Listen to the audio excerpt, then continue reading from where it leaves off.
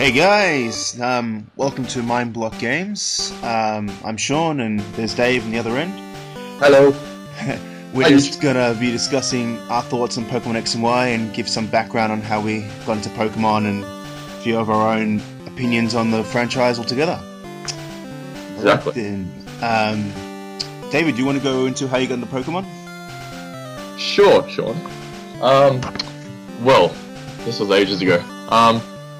Pokemon came out 15 years ago, and I was probably around.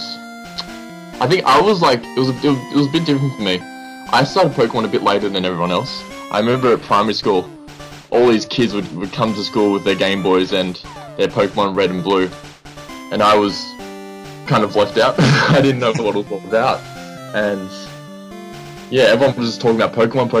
And I was just like, wow, this seems to be the thing. And if you wanted friends in those days, you had to know everything about Pokemon.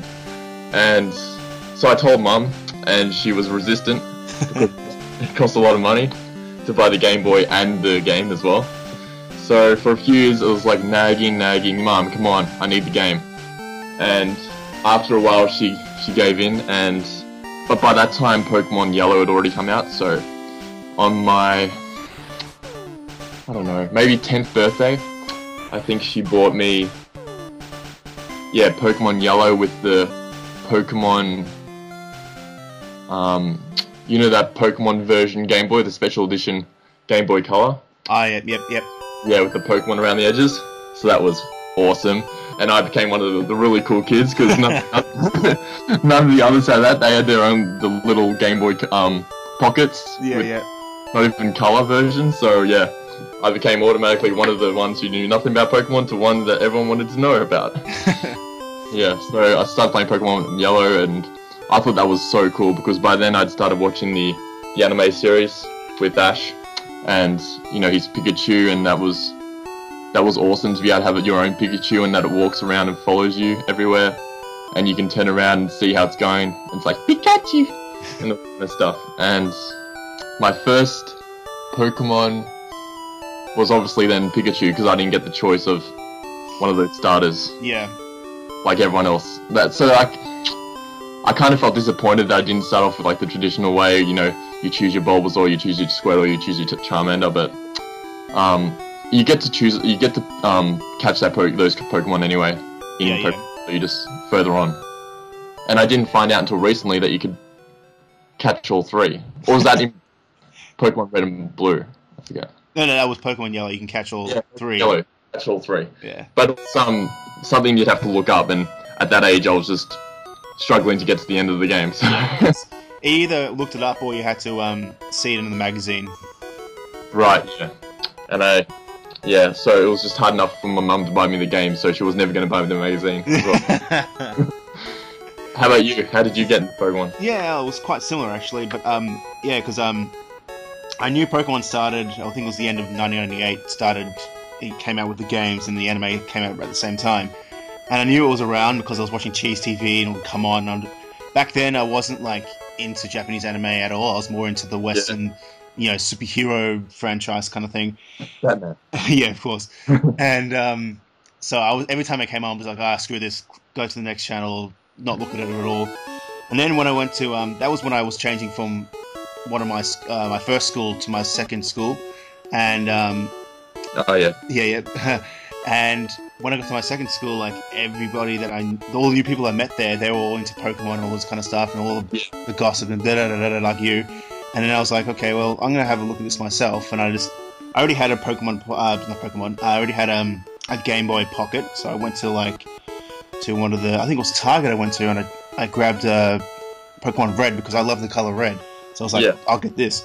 And I started playing it, and I was like, okay, this is pretty cool. Then I started watching the anime, and I was like, okay, yep. And from then on, I just was pretty much into Pokemon until Dragon Ball Z came along and blew it out the water, because it became more bloodlust rather than watching Pokemon all the time.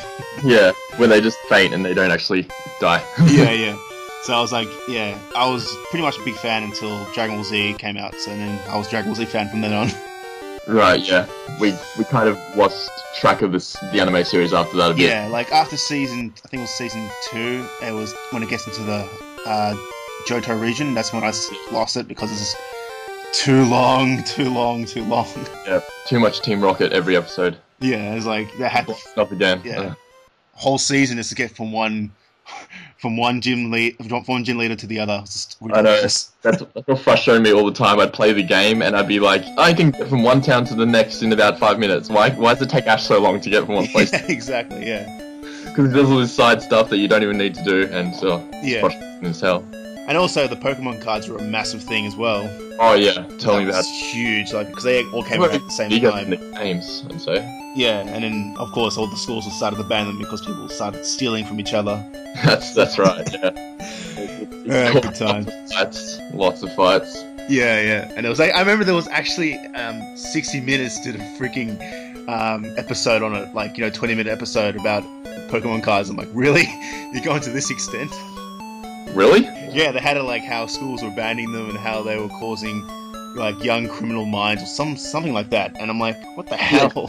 Yeah, early criminal activity. Like there were reports of theft and everything, and well, scamming others. Like they give them this fake card that's not even the real, like a quality card. It's just something they found off some black market or something. And like, exactly. Yeah, it's a real holographic when it really wasn't. And I remember even a Charizard holographic card at one stage was $100. Yeah, they were ridiculous. Yeah.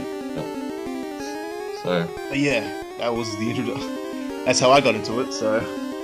Yeah, and how about since then? Were you always into Pokemon, or have you come back from? It's been back and forwards. Like I kept playing the games until I got a Game Boy Advance, and then I kept playing it on the Game Boy Advance when the Ruby and Sapphire version and Emerald. But I didn't get my DS until much later on, until after I think it was when Pokemon Black and White came out. So I didn't have the chance to play the Platinum, Diamond, and Pearl. Yeah, it's similar for me. I was playing Pokemon Yellow, and then when did Gold and Silver come out? I think it was like early 2000s, I think, because I remember it was in tie with the Pokemon 2000 movie where Lugia appears.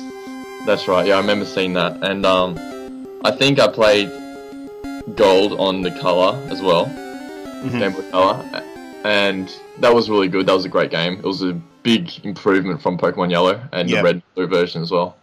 And by that stage I was just about to enter high school, and in Year 7, 2003, it was at a time when Pokemon was really on the down. It was on a downward trend. People thought that whoever played Pokemon, you were now losers. And it was more so, it was more so. It's kind of funny because now everyone talks about, like, they watch all these animations now when they're older, but like back then, like, you were considered a loser by watching animation altogether. It was what were they watching back then? Like Buffy and all these kind of things they were watching back then. Yeah, and Charmed and all those kind of shows, and that were considered more adult, I guess. Yeah. They tried to act all mature and saying that Pokemon and all these other animations were too childish, but it's funny how everything's spun around on its head again, and everyone's saying, "Oh no, we love these animations now." Yeah.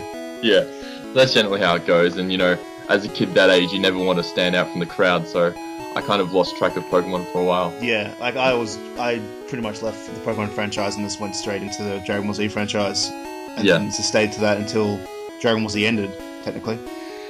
Yeah. And I didn't get back into it until I think my brother was given a Game Boy Advance for his birthday one year. I think it was around maybe not until like I was in year 11, so 2007. Yeah. He was given a Game Boy Advance, and I was just looking on eBay one day, and there was a sale for Pokemon Ruby, a new version, but they were just this guy who was selling heaps of them. So I was like, yeah, I'll bid for that, and I got it for $5. So great bargain. I got the game. I forgot about it, and the game came in the mail. I started playing it, and I couldn't put it down. I loved that game, Pokemon. Yeah. And I played it until it's finished, until the end in about 3 days, and that really like rebirthed my love of Pokemon again. It really brought it all back. I started watching a bit of the anime again, even though at times it was bloody tedious. Yeah, because then by then they had May and all that. I was just like, yeah, exactly. Right. But yeah, quickly my desire to watch the anime died again because I really. But the games, my love of the games remained. Yeah. And especially when we were growing and Ash wasn't growing at all. yeah, that's the problem. He stayed the same age. It's been, what, 10 years of anime? Yeah. 4 kids, you've got that wrong. Really, really wrong. And yeah, we got up to Black and White now, and really soon, Pokemon X and Y. Yeah, it's only, in 6 days' time, actually. Oh man, I remember we was talking about this at the start of the year, and we're like, October, so far away. And really crept up on us. yeah, almost here. Yeah. Alright, so now we'll get into the actual game and our thoughts on that. Yeah. So, what were you most surprised about when you heard about Pokemon X and Y, and what new things they were incorporating into the game? I knew like a few of the new things that like the new Pokemon they were introducing for Generation 6. And I was like, it didn't really take much interest. The only thing that really caught my interest was mainly the idea you can have the 3D graphic, and finally use the 3D for a Pokemon game. And new feature. Yeah, the new feature, and actually the fact that instead of having the usual sprite image, the traditional sprite image, you have an actual 3D image. Yeah, that's and, gonna change. Yeah, that was one of the first things that caught my eye, and then I think the most surprise I got so far was when the Mega Evolutions came out. I was like, wow, they're actually going to be using the old generations and actually giving them something new. Yeah, yeah. And then, although I'm pretty happy with what it looks of things so far, they kind of overdone that a little bit, in my opinion, but we'll discuss that later. And, but yeah, I was pretty much the fact that we have a 3D generated image and also the Mega Evolutions pretty much were the main things I thought were pretty cool. Yeah, I totally agree. I remember when the first trailer was released for the Pokemon X and Y, and just seeing it, my initial thought was, is this Pokemon? Like, it looked completely different. I saw like there was a kid walking around, there was Pokemon fighting, but it looks more like the anime on TV than your actual Pokemon game that you're used to, with the sprites and everything. So that was a real shock to me because, it's been a criticism for Pokemon for many years now that it doesn't really change much. It's like a turn-based game and it's always the same with the sprites, and you walk around to different towns and things. So yeah, it's good on Game Freak's part how they're, using new technology to improve the graphics and incorporating the games onto the hardware that they've got, which is 3D. Yeah. Not that you'd buy that 2DS shit. I don't know why you said that. Oh, but that's another day. That was terrible. Yeah, I have no idea what they were thinking when they decided to introduce that. Yeah, I don't know. You couldn't really even put it in your pocket because it doesn't. I mean, even the 3DS XL I can understand, but a 2D, really? Yeah. I don't know where they're going with that. Anyway, yeah, that was the biggest thing for me as well. But the Mega Evolutions, that was pretty cool because what they did do is give some Pokemon that needed an evolution a Mega Form. Yeah. So that really levels the playing field for them as well, which is good. Yeah. Which this was kind of expected because all the talk was there was going to be a new typing because we haven't had one since Gold Silver with Steel and Dark types. Oh yeah. So the new type of Fairy that was, for me, I don't know, sort of unexpected, sort of not. Yeah, it was. Everyone was like discussing it, like, is it Fairy type or what was the other type they were thinking of? I think they were thinking of Light type. Yeah, Light type. That's it. Yeah. Yeah. And I was actually hoping it was more Light type than Fairy type because I just didn't like the fact it's called Fairy. Yeah. Because Light type made sense, Dark and Light. Yeah, the opposite. Like Fairy Dragon, they're not really in competition with each other. I guess the only thing they've got in common is they're mythological creatures, but yeah, that's about it. Still don't understand how a fairy can kill a dragon, but anyway. I know, I just have that image of, like, Tinkerbell. Yeah. Trying to some fight monstrous dragon from the dragon hell. from The Hobbit or something. This doesn't work. Oh god, I guess you can sprinkle some magic on it or something, but whatever. That's the only thing you can do. Yeah, so everyone was, there was all this, talk and forecasting that's going to be Light type or something else like that, but looking at Sylveon, I can tell why they because that was, you know, the marquee archetype for this new type. Like they put it there as the representation of what this new type's going to be. Yeah. And by looking at Sylveon now, it looks most likely a fairy type to me. Yeah. Like it's got ribbons on it, it's got flowers. It's like some people were saying it could be a flying type, which I didn't understand that. I'm like, yeah. to be honest, like unless it was levitating, I don't think so because it needs wings. Yeah, exactly. And I think if they were ever going to make a flying type of an Eevee evolution, it would definitely be with wings. It wouldn't just look like a levitating, what would you call it, a kite. So that's what, if it was going to be floating in the air, it would look like a kite with all the ribbons around it. Glyzgar, like with its wings, gliding wings. But yeah, it's just ribbons. It looks so stupid. I'd want an Eevee evolution that had at least some wings that looked like maybe a Pegasus or something. Yeah. So that's we just gave Game Freak their next idea for Eevee evolution. So there you go, Game Freak. So I hope you're listening in on this, my bot game. Make sure you acknowledge us. Yeah. So anything else that you can think of, or is that about it? That's the only thing I surprised me. It's not really with Pokemon X and Y as such. It's mainly that new bank account they were installing. You know, that new where you can have 3,000 Pokemon in a bank account. Yeah. $5 per annum. Although that's not really anything to do with Pokemon X and Y, it's still like, coming out at the same time. And I thought to myself, the idea is cool, but I just don't know yet. Like, is it a good thing or is it a bad thing? Like, it's cool that you can transfer them all into this bank account, but at the same time, what happens if someone hacks you know how like those Anonymous or whatever those guys call themselves that hack PS3 systems? What if they hack the Pokemon system and you lose all the Pokemon? God.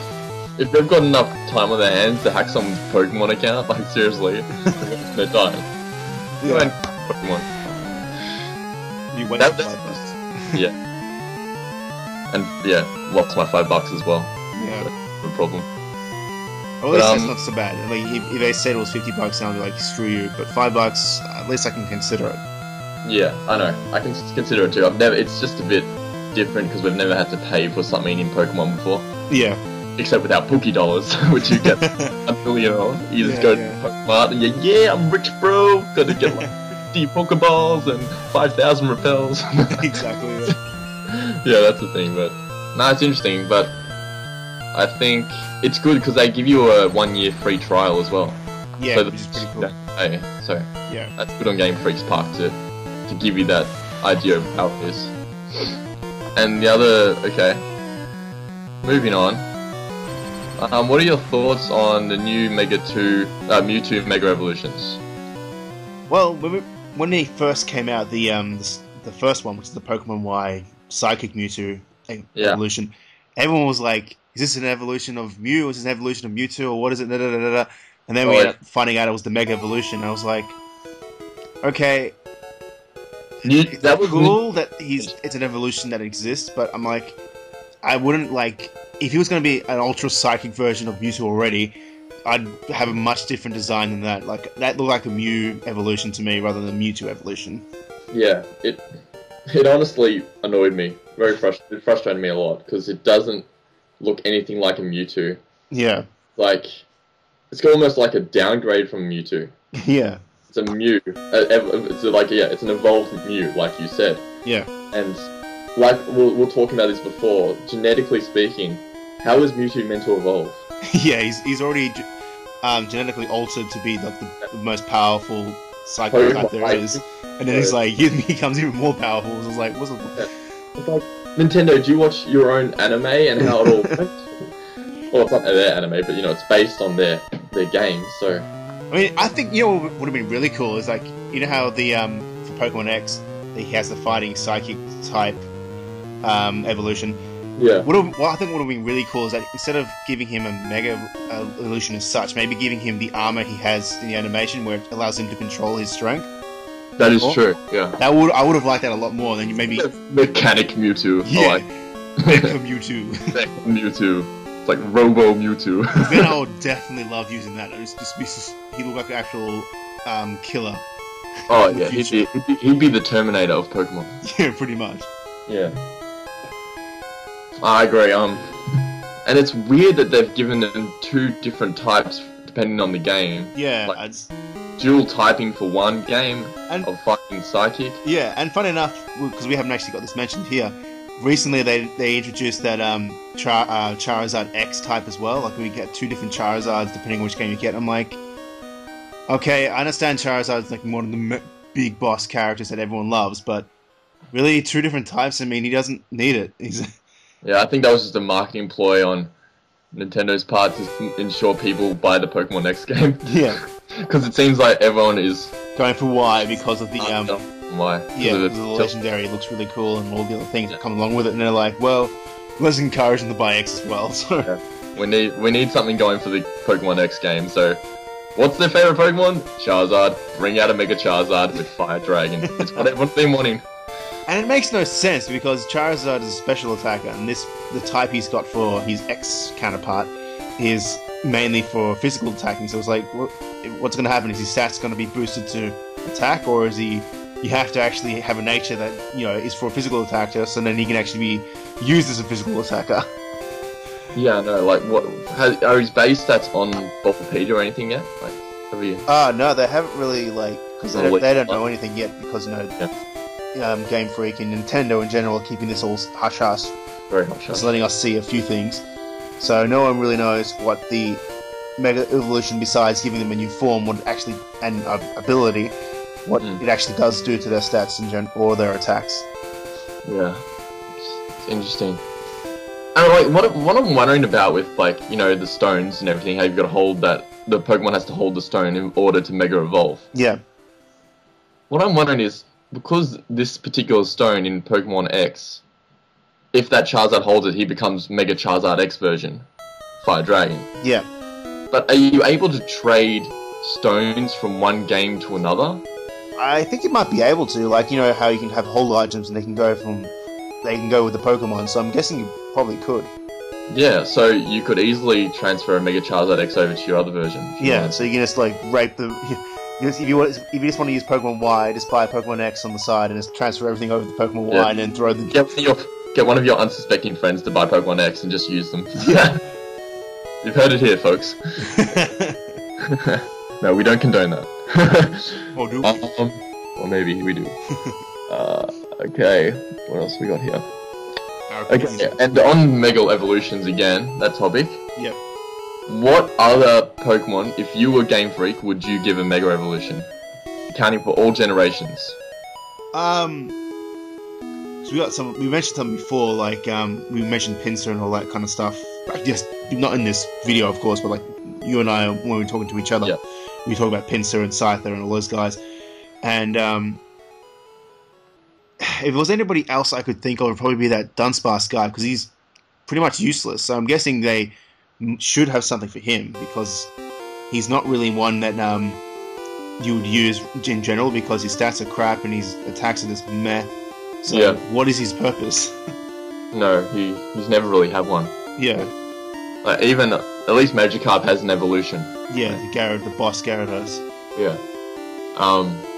But yeah, Dunsparce has nothing, and I don't understand some of these Pokemon where they don't have anything going for them at all. Yeah, I mean, it's different, if you think Shuckle, everyone says, oh, Shuckle's meh. Well, Shuckle's actually got really awesome defense. You can use him as a wall, so that's the purpose of him. At least he's got something there. Dunsparce has just terrible stats all around, and... Yeah. What is it, just a bug type? Yeah, I'm not really sure exactly what he is, but I think he's a bug type, yeah. Yeah. Even the anime shows how pathetic he is. The people using him to race or something. They weren't even battling him. Yeah. What about your favorite one, Love Disc? Giving him a Mega Evolution becomes... Start with Love Disc. He shouldn't even be a Pokemon. He becomes Cupid or something like that. He's Mega Evolution. Flying angel with his arrow. Love me! Don't fuck me! Well, I am pretty happy that Absol got one, because Absol was one of those guys that everyone liked to use, but then it just didn't have later on. Just needed a bit of a push, and obviously he's got it now, so which is good. Oh, definitely. He deserved one because he was a badass Pokemon. They just didn't give him the right proper stats to take advantage of all his the proper moves to take advantage. Or an evolution. They could have just given him an evolution in the later generations, but they didn't do it. So it's finally now he's getting his just desserts. In other words. Yeah, it depends how much they've boosted him in this Mega Evolution. We haven't found that out yet. Yeah. But and a lot of people don't really like the design so much. I don't mind it because it looks. I mean. Maybe because it looks kind of feminine. I don't know. I think it looks cool. Like it looks like he's half dark, half angelus kind of thing. I love it. I find it really great, and I think it's related to Japanese mythology. Yeah. In terms of some creature that warns people of disasters and all that. Yeah. It is a disaster Pokemon, so it suits the idea behind him. Yeah. This was a question I wanted to ask you. What do you think Pokemon X and Y, what are they going to do with the different generations of Pokemon? We know already that you can get the starters from Generation 1, but do you think they'll include all 600 and whatever Pokemon in this game? You mean all generations, not just Gen 6. I mean, every generation. Yeah. You mean just in one game, or split them into two games where you get half of them in one, half of them in the other? Oh yeah, I'm talking about Pokemon X and Y here. Yeah. I'm not sure if they're going to do that. They might do it because I know in the past they were trying to aim for that idea, but they get close, but they never actually get the entire group in.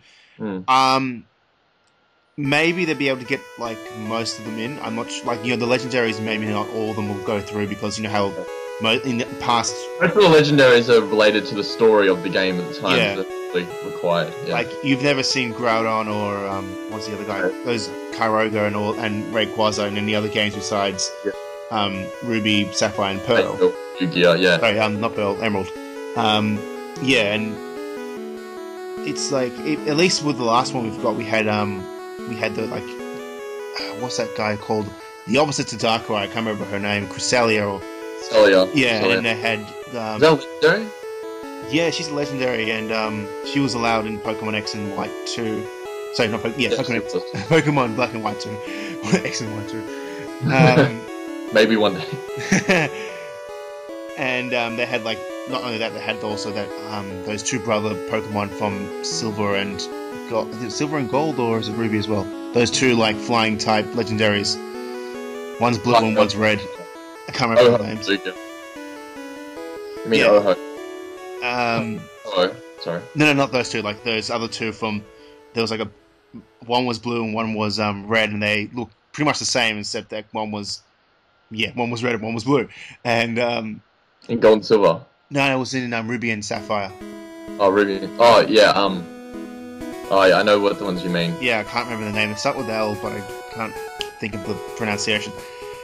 And because they were in Black and White too. And so yeah, I'm not sure. They might incorporate the majority of the normal, just the basic Pokemon you can get, but maybe not the pseudo legendaries or the legendaries themselves.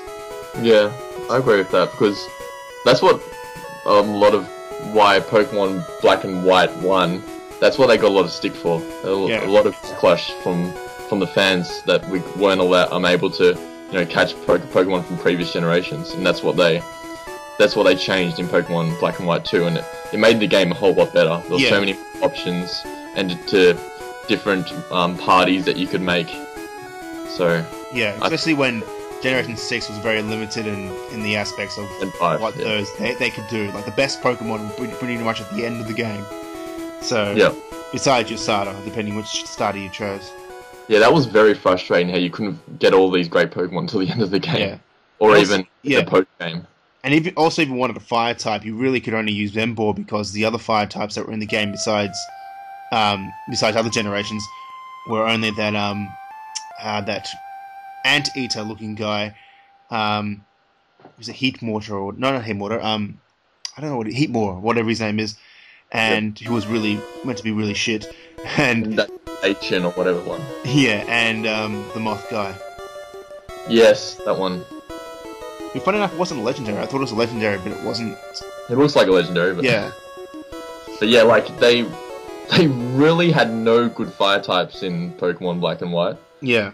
it seems already that they've, in the limited amount of Pokemon we know from Pokemon X and Y, that they've really overcompensated for that. There just seems to be fire types coming out left, right, and center. Yeah, that's what I thought when they started releasing all these Mega types, Mega Evolutions. I'm like, okay, this is starting to get a little bit heavy. This might be a bad sign, because that means that they don't have any trust in their next generation, so they're just gonna give you all these Mega Evolutions so you don't end up being pissed off with the fact that all these other guys are crap. Exactly. Yeah, so like moving on now to the next question. What do you think about, we've discussed fairy types and everything. What do you think, like what other Pokemon from maybe previous generations do you think may be given a dual typing to fairy type? Fairy? Yeah. Or do you think they've all been given fairy types and there'll be no more? Because I was thinking, maybe they haven't mentioned it yet, but like, Clefairy and Clefable, all those types that actually look like fairies. If Clefairy is not given a fairy type status, I will be like, what the fuck? That doesn't make any sense. You've got fairy in its name. It even says, I think, that it's a fairy Pokemon. Yeah. You also got Jigglypuff as well. Yeah, even before the fairy type was revealed, like, even before it existed, it said it was a fairy type. It's a fairy Pokemon, so it's more of a fairy type than even a Jigglypuff, and Jigglypuff has already been given fairy typing, so. Especially after when they were, that episode where they dance around the Moonstone, it's like so obvious they look like fairies. Yeah, they're fairies. They're fluttering around on their hind heels. they're fairies. Yeah. What about Chansey though? Do you think Chansey or her evolution could be fairy types? Lucy? Yeah. I thought they were already been given fairy typing, or is that not right? I don't know. It could be right. I just don't. I'll look on Bulbapedia right now. Go for it. But yeah, I'm not entirely sure about that. So yeah, I'm really thinking that the normal type of Togepi and Togekiss should get the fairy type. It looks like that yeah, definitely. Fairy look, all happy and stuff, and it's only a normal type at the moment, so I feel like it would enhance the Pokemon's. That's why I was hoping that it would be light type, because then it would be very easy to transfer all the normal types to light types, rather than having this, this basic type that really didn't have an advantage over anything. Yeah, the only upside to having a normal type being was it can basically learn any move. Yeah, that was it. That's it, really. Yeah, so I just checked that Blissey is still only a normal type. Yeah, so she's... as well as Chansey. She could definitely use an upgrade there. She's a massive tank. We know that. But, yeah, if she became a fairy type, it'd be interesting how she would deal with dragon types. At least then you'll have an actual advantage over dragon types, besides the ice. So at least then you'll have a good wall for the dragon types. Yeah, exactly. Because most of the dragon moves are pretty strong. Yeah, those dragons will have no effect on Blissey if that happened. Yeah, so yeah, I think that's all I can think of really. Clefairy, definitely. Yeah. So how about let's talk about these new 2 fossil Pokemon. Yeah. Released for Pokemon X and Y.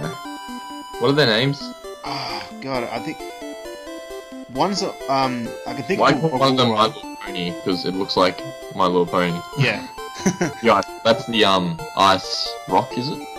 Yeah, that's the one, Ice Rock, which is Ice Rock. going to be very difficult to kill by the sound of things. Yeah, but it's really got a great ability. Yeah, I saw that. It's got that freeze skin ability. It turns normal type moves into ice type moves. Yeah, and on top of that, it has a new move which is going to like hurt water type Pokemon. Yeah. So you're going to be screwed if you have a water type Pokemon against this guy. Yeah, exactly.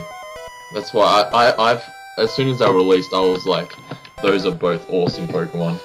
And I haven't seen a good fossil type for a while now. Yeah, like even the last one, the last ones they had were just very, their stats are very average, and their strengths were just like pretty crap. Yeah, like I haven't really liked the fossil types since Gen 1 where it was Kabutops and Oyster. And Oh, I can't do his voice very well, but What's that? Aerodactyl. oh yeah, Aerodactyl. Loved Aerodactyl. Yeah, yeah. The guy Yeah, looks like back to dinosaurs. That's how it should be. yeah, he looks like a T-Rex. It looks so badass. Yeah. His name is when he's a baby, he's called Tyrunt. Then he becomes Tyrantrum. Tyrantrum. Yep. And he's a Yeah, they're just trying to say he's a T-Rex, but we don't want to say T-Rex. and he's a rock dragon type. He's a rock dragon. That in itself is a very unique typing. Yeah. We haven't had a rock dragon, I don't think. Yeah. I don't think we have. He Yeah. has the ability Strong Jaw, which Strong jaw. I What does think- that do? I think it increases his physical status. Right. And he's got mostly physical. They haven't released that yet, but No, but I'm mostly yeah. physical Pretty stuff. sure he's a physical guy, and they've mentioned one of his moves is the what's that headbutt move? That really strong headbutt move, head smash. Head smash. Yeah. Only thing with head smash, it recoils, so that sucks. That's the thing. But probably you can KO the Pokemon opposite. Yeah, So more than likely. Yeah, it's called the other one's called Auroros, the evolved version, or the evolved version. Yeah, yeah, Auroros. yeah, Yeah, and it looks pretty cool when it's in its second form. yeah. Yeah. When it's a baby, it's called Amora. It looks. It's cute. such a cool. Yeah. It's like So- yeah. They're definitely two Pokemon that I'm really happy Game Freak have created. They're two good additions. Yeah. Um, Oh yeah. The attack is called Freeze Dry, so that's what you can kill people with. I mean, kill water types with. Freeze Dry. Yeah. Yeah, because before ice had no real effect on water, so Yeah. it's going to give it a huge advantage. Indeed. And it's actually going to be, funnily enough, it's going to be super effective against its opposite. Yeah, it's gonna Awful. destroy this other one because it's gonna have a double weakness against Ice type, being the Rock. Yeah, Dragon. double weakness against ice type. So I think you should try to get both fossils if possible. I don't know if there's going to be one for each game, like they're going to do it. Yeah. X and Y. So So I know Pokemon Black and White too. Like, I mean, the two fossils you can get just for that generation, you're gonna get one of them, but Yeah. then you can get every single fossil from the last generation, which is pretty cool. yeah, that's cool. So yeah, if you ever, I'd probably want the ice type one just for this, but I like the T-Rex as well. Yeah, that's what I was like. I was originally gonna be like, get the Tyrantrum. I was like, yes, so I want this, and then when I saw the other one's type, I'm like, Rock ice, why? double super effective. Why do you make me choose? I know, oh. They're doing this. It seems to be a theme for X and Y. Yeah. They're making it hard to choose which one you want. Charizard X, Charizard Y, Mewtwo Y, Mewtwo X. Bloody hell! Or Mewtwo nothing. This Really playing with that feeling, Game Freak. Yeah. Yeah, the Mewtwo form looks like a rack on its head. The other one. Yeah. Okay, how about let's talk about the new starters for Gen 6. Who is your favorite? First impressions, what did you think? Of course. When I saw the first three, I was like, oh yeah, I didn't really have a real clear understanding of what direction they're going to go into in regards Are to. you Team Froakie or are you Team Chespin? Sorry? Are you Team Froakie, Team Fennekin, or Team Chespin? Well, after seeing their secondary evolution and seeing the type, well, I haven't really seen their types yet, but it looks like I'll be going with Froakie. Then I normally go fire types, but so it's surprising I'll be going for Froakie this time. Right, so in the past games you've always gone fire types? Yeah, haven't you? always been fire. So was it, so Charmander was your first ever Pokemon then? Oh yeah. You didn't even mention that at the start. Go on. I'll be mentioning some of that later on. Oh, okay. More to come, folks. So Froakie, you think? Yeah. Yeah, simply because if you think about it, the first day you get this game, you get to have Blaziken, and later on you get the Charmanders. It's like you don't really want 3 fire types in your party to begin Not with. to mention there's plenty of other fire types to choose from in this game. Yeah, unlike other types. Unlike other games. And Fennekin, when I saw this second evolution, this looked kind of weird, and also I'm not sure where they're going in regards to what his final type will be. Will he be a fire psychic or fire fighting again? Do not do this to us, Game Freak. I swear to God, if you give us another firefighting, shit will hit the roof. Like, oh man, yeah, be so... Blaziken and Infernape were good, but Embor... Well, you just... Ugh. I liked him, but, seriously, he needed if you're going to make Embor, you needed a specific move just for him, otherwise he's just going to be the Suicide Pig. Yeah, Suicide Pig, and not to mention his design was freaking ugly. Yeah. Yeah, never really liked, and I didn't understand the idea of a fighting pig, to be honest. I just could never see it. Yeah, it'd be way too slow. It'd be super... Yeah. I mean, I understand it with the aiming for the sumo wrestler look, but you already got that, what's his name? Hariyama. Yeah, that's him, yeah. He looks like Poppin' Fresh. Yeah. Reminds me of. He's got no eyes, he's got like Brock eyes, the slits. But yeah, I don't know where they were going with Embor. They were like, I think it was like one of those situations where they didn't know what else to make, so they were like, hey, let's get another firefighting. Yeah. It was a bit of laziness on Game Freak's part, I think. But I think they've really listened, and I don't think Fennekin will be a firefighting team. Yeah. But yeah, we'll find out whenever they release the final 3 evolutions. I don't think they will. I think they'll leave it up to us to find out in the game. I don't know. Yeah, find out the hard way. Maybe on October 11 at midnight they'll release it. That's what Nintendo would do. Yeah. We'll have to wait till then again, I guess. Yeah, alright. For me, I've always been likely to choose Chespin. From when I first saw the 3 starters, I didn't really like the look. I liked Froakie a bit. I thought Fennekin was kind of boring. I think we've seen lots of foxes before and fire type fox looking creatures in the past. I think there's pretty good Pokemon like that. Like Vulpix. Vulpix, yeah. So Fennekin just reminded me of another Vulpix, to be honest. Froakie was different. It's good. We haven't had a frog. Oh, we have had toads. Oh, we've had a toad.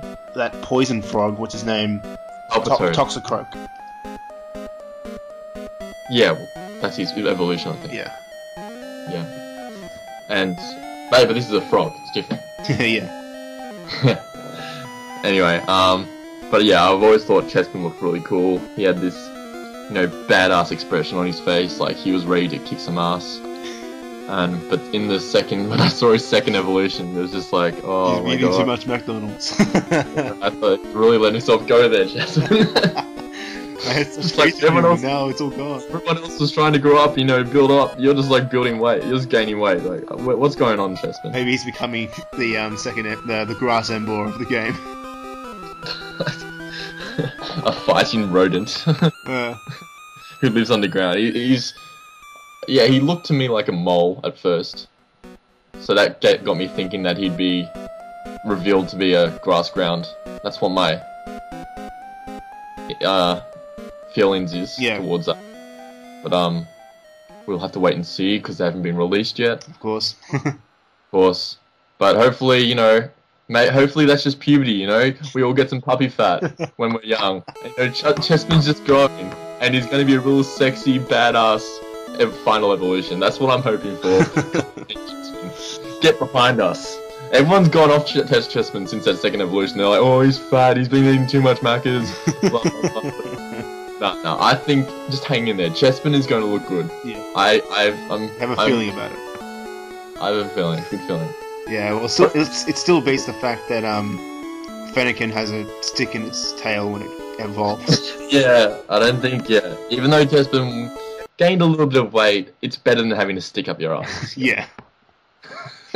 What is with that? I don't know, like, if it's a fire type, wouldn't it burn the damn thing? I know, once you're lit on fire, it would burn the stick, burn your tail, and burn the rest of you. It's like, it's not really safe. Anyway, whatever, Fennekin, if that's how you roll. I don't know how its second evolution, what its name is, but... I've got it here. What is it called? Braxton. I think it's how you say Braxian, something like that. Braxian. Okay. It's really weird. But like, fair play, because I think Chespin, you know, second evolution isn't great. Fennekin's second evolution isn't great. Froakies actually looks cool. He looks like a ninja frog. Yeah, almost. he's ready to kick some ass in his third evolution, I think. Yeah, but it's been a real trend with, I think, Pokemon over the years to have a second evolution that didn't look great. Yeah. I mean, think back to Combuskin. Shit-ass Pokemon between Torchic and Blaziken. Yeah. That one that before, you know, Empoleon, the Steel Water type in Gen 4. Ah, yep. Its evolution before that, holy shit. Everyone was just laughing. It was the laughing stock of. And then when it evolved, everyone was like, holy shit, it looks really kick-ass. Yeah, holy shit, I wish I'd chosen him now. Yeah. So, you know, I don't think we should judge too much on the middle evolution. Yeah. Second evolution. It's the same thing even with Monferno, you know, Chimchar and Infernape. Monferno looked very meh. Yeah, exactly. And then when it became Infernape, it's just a boss. Yeah. So I just feel like they put little to no effort into the second evolution. Leave it all for the final. Yeah. Because that's what you're trying to get to anyway. You don't want a Pokemon second evolution for long. Exactly, yeah. Yeah. So it'll be interesting to see, but... Definitely, yeah. Yeah. And we're actually, you know, the whole point of doing this introduction discussion right now is because we will, Mindblock Games, be doing a, you know, Pokemon X and Y LP. The truth is out now. I wanted to say that at the end, but we will be choosing. We can't keep a secret for that long, so. Yeah. It's just too exciting. No, we won't reveal who we're going to use in our LP. That will remain a secret. Okay. And moving on. Shiny types. Oh yeah. Now everyone likes a shiny. Who doesn't like a shiny type? Like your shiny Charizard, for example. Yeah, or the most I should say the most famous, but the main one that everyone loved was the remember the shiny Gyarados you could get in Silver and Gold? Yes. The big red dragon of death. The red dragon. Loved him. Yeah. Oh, shiny Gyarados. That can arguably be the first ever like shiny Pokemon you could catch, because unless you were lucky enough to get a shiny Pokemon in the grass before that, that was pretty much your first one. It's pretty much it, yeah. So with like the Mega Evolutions, and if you had a shiny type, right? Yeah. Mega Evolution Charizard, he changes color. Yeah. Regardless of what he's not a shiny. So if he was a shiny, would he stay black? Black? I'd probably say yes. Yeah. Because it would make sense that, you know, all of a sudden he's black and then becomes orange. It's like, what the hell? Just for that split second he's going to be, like, that battle he's in, he's going to be orange and then it goes back to black. I think it would make more sense for them to carry the colour they were in before. Yeah, that's true. And other Pokemon too, like, it wouldn't change their colour. Yeah. They'd keep, Unless, of course, the Mega Evolution itself changes their colour, so then, like, you know, like, again, Charizard X completely changes its colour, so... Yeah. What is the shiny Charizard colour? It's black. So, if he becomes Charizard X, maybe he becomes bluish when he's Charizard X, so... What will he become? I guess we'll have to find out. So many questions, no answers. We're in the same boat as you, everyone. We're not the makers of this game. Okay. And, okay, let's talk about the region. What do you think of Kalos? The Kalos region. Well, as we all know, it's based off France, so it's like... I guess the first thing everyone will be looking for is like, where's the Eiffel Tower, so... Yeah, no, like, wow. They didn't really keep it subtle where the location was, did they? No. I mean, at least in Unova, okay, there's a big city, you know, what was it called? Castelia City? Yeah, that's the one, yeah. Castelia City. Yeah, like, there's big buildings and stuff. Okay, you could say it's New York, but it could really be any city in the world. It doesn't have any distinct features that show it as New York, just so that, you know, Unova was America. But... wow, Kalos region, it is nearly identical to France. Just to make sure we all know that. Yeah, like the Eiffel Tower is there. even the shape of the region is like France. I've been to France, so I know this. Yeah. Yeah. It would be pretty funny if in the animated series, when they go to X and Y, go to Alas, they all speak in a French accent. Oh, that's the thing. That's what I'm worried about. Although I don't, like we said before, the anime is terrible anyway. But even still, the shocking French accent. Oh. It's Pepe Le Pew accent. Yeah, Pepe Le Pew accent. Maybe they'll hire the voice actor of Pepe Le Pew. This is where every single voice. Welcome to my gym, Ash.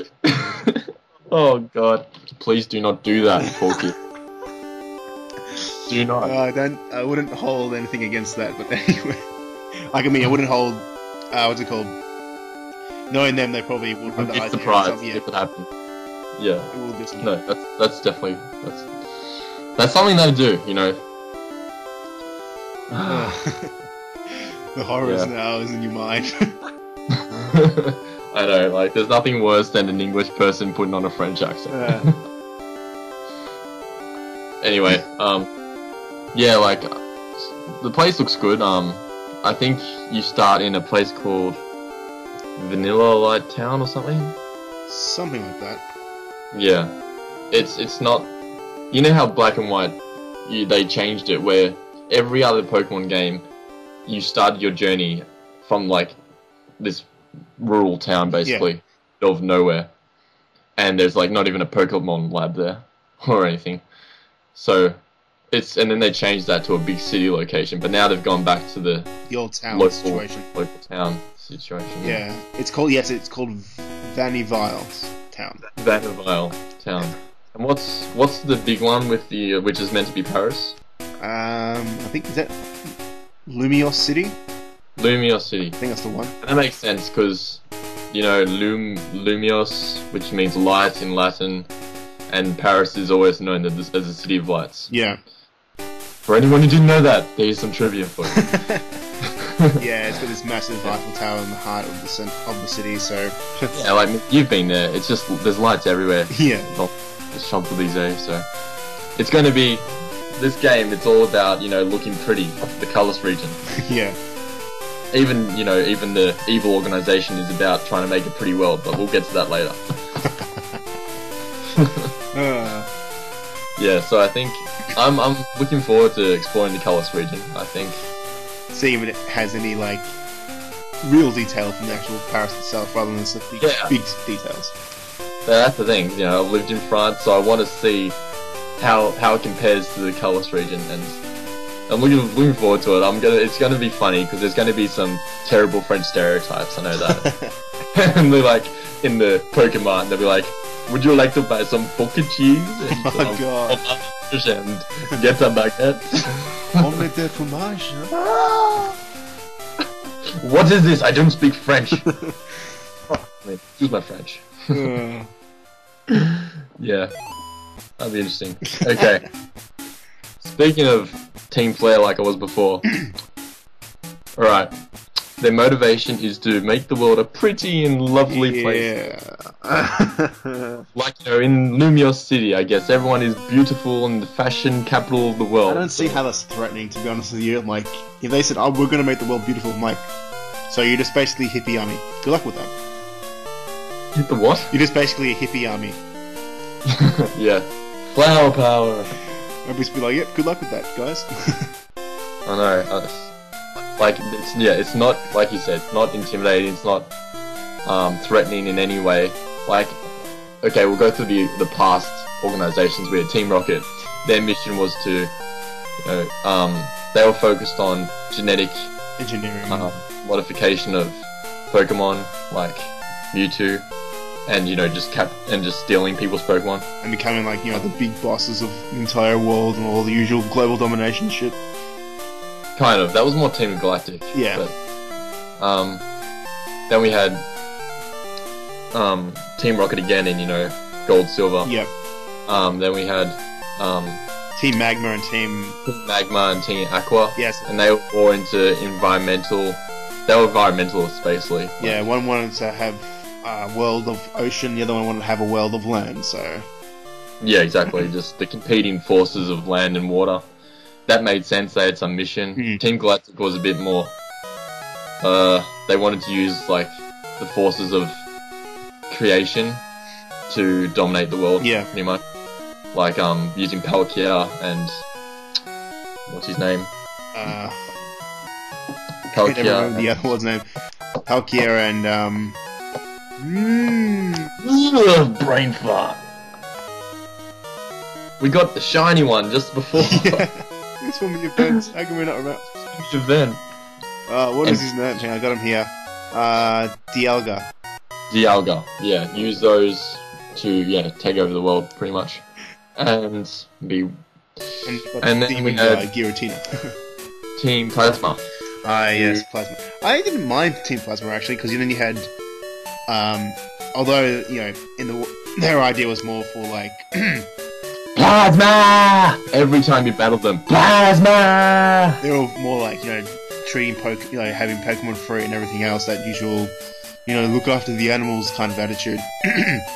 Yeah, Team Plasma was a weird one because, we did different stories in Black 1 as compared to Black 2. Because in Black 1, N was like the enemy. He was seen as one that we had to fight. And then at the end, he At the end, N is the good guy. yeah, Yeah, he had this ideal, which is right, to have Pokemon as friends, not have them as, enemies. As tools.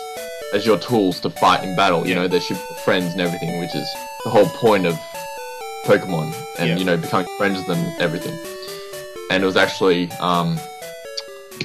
what's his face, who was the real leader of Team It was Plasma. what's his name? Genesis. Getsus or something. Getsus. And in the Black and White 2, you had Getsus, who was led by the scientist. Yeah, that's right. I don't remember his name. Oh, Sean! You let him down! What's his name? That stupid douche with that. Yeah, but they were idealists that said, oh yeah, we're trying to save Pokemon from the terror of their trainers, whereas in fact they just wanted all the Pokemon for themselves. Yeah. And were all the same jazz of world domination Team and all Rocket, that. Team Rocket ripoff, in other words. Team Rocket ripoff, yeah. But just, saying saying some different shit. Yeah. But yeah, at the end of the day, I don't know. But even though those teams still feel like more of a Threat then. Oh, we're gonna make the world beautiful. yeah. Oh, Makes sense since most of that that team is full of chicks, so I guess it makes sense that it would have something stupid like that. they're full of chicks. I saw one guy. Oh well, man, he's just a lucky one, I guess. He's a gay guy. It really feels like they're like part of the fashion show or something. Yeah. They're Reminds me a of that fashion the girl with the Emolga Pokemon from Black and White. Oh yeah, her. And you had to walk down the Yeah. catwalk. Yeah, I'm sure they'll have those little different things you have to do to get to the gym leader, like in Black and White. Yeah, where they stop you from, you can't go to this area because it's dominated by Yeah. the team, you have to take them out and everything else. Those different maze kind of things they did. Yeah, I mean, they're interesting. They kept it interesting, where instead of just, but they had that throughout the whole series, yeah. Alright, Team Flare, we've realized we've come to the conclusion that you guys suck. Unless you can prove us otherwise, and we'll find Yeah. out. But We'll find out. Okay. Okay, do you have a favorite Pokemon that's been released to date for X and Y? Not including starters. We'll exclude- I mean, I've seen a couple that I actually do like quite a bit, but I'm not sure if I could say they're my favorites yet because you haven't really practiced with them. Yeah, any you like so far? Yeah, because being a fire guy that I am, I do like some of the fire Pokemon that I've seen, like the lion guy. What's his name? I'll get his name right here. My computer's slow. Pyroar? Fyroar. I think that's what his name is. Pyroar, isn't it? I don't know if there's no H in Yeah, that. Fyroar. That's exactly right. Yeah. He's Fyroar. Yeah, he He's looks kicking cool. ass. Fire normal type. He reminds me of not Simba. I was thinking of Lion King. Simba. That's what I call him now. Simba. But he also reminds me. I never knew Simba blew fire. I never knew Simba blew He does fire. now. But he also reminds me of that, that animated series which I haven't watched, that Thundercats. He reminds me of the main guy that's in charge. I can't remember what his name is. But anyway, it looks like that. Yeah, another thing altogether. Yeah. And, besides the fossils... Yeah, which I've already talked Talon, about. this is another fire type. Talonflame looks pretty cool as well. Talonflame! And, I know the one you don't like, which I don't mind, is the sword dude, what's his name? Oh, yes. Honedge. Honedge. I thought he was unique. He looks, at least he's not like, the design is a bit weird, but he still has a uniqueness to him. Yeah, no, I agree. He's definitely not the worst I've seen. Like he's pretty alright. He's good. At least he's not some little freak holding the flower. I don't know what that thing is supposed to be, but is it meant to hold the flower wherever it goes? Like, I don't know. Does when it faints, does the flower faint too? The flower How does that or something? Must save you, my master. It's like it's transport. Yeah. It controls it by the flower stem. I don't know. It's weird, but I just don't know where they got the idea from. Anyway. What kind of fairy we could make that's so bloody obvious? Yeah, I know, a fairy that sits on top of a flower. Yeah, it protects the garden. Yeah. For me, yeah, you've basically said them all, but there's only been 30 types released. Come out. Yeah. The one I did like when it first came out was the cute little panda, who was actually a badass fighter. His name's Pancham. Yeah, he becomes Pangoro. And Pangoro, which is a fighting dark type, which is cool. I like dark types, and yeah, he looks like he'll be able to sweep through a lot of Pokemon in your party. So he'll be a very hard physical attacker, I think. Definitely. With probably some special moves, I mean, because dark type, so might have some special type moves as well. Yeah, depends what his stats turn out to be. It looks like he's going to be more physical than special, but you never know. You never know, yeah. Oh, definitely more physical, that's for sure. And I don't like this Pokemon particularly, but Go-Goat is just an hilarious name. I just love it just for the name. That's all.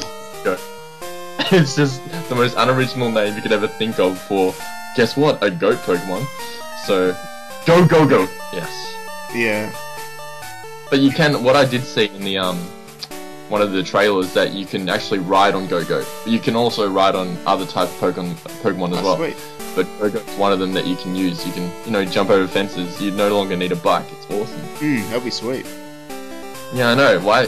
They've just figured this out now that we can take our Pokemon and they're more useful than anything, yeah. Yeah, I know. Like, what's the point of having a car if you've got a freaking Go-Go? Or if you just got a flying Pokemon, you can fly everywhere with it, like you could in the past. Well, that already happened. Yeah. I'm saying you don't need a car when you got a Pokemon to fly everywhere. Yeah, that's the thing. And even speaking of that, Pokemon X and Y now, you're gonna have air battles. Ah, yes. Yeah, that was another new addition to the game, new feature. Was really cool. Yeah, when I heard that, I was like, that took me by surprise. I wasn't expecting. Yeah, that would definitely be one of the top surprises that came out of it. I was like, wow, they're actually introducing other versions of fighting. It's pretty cool.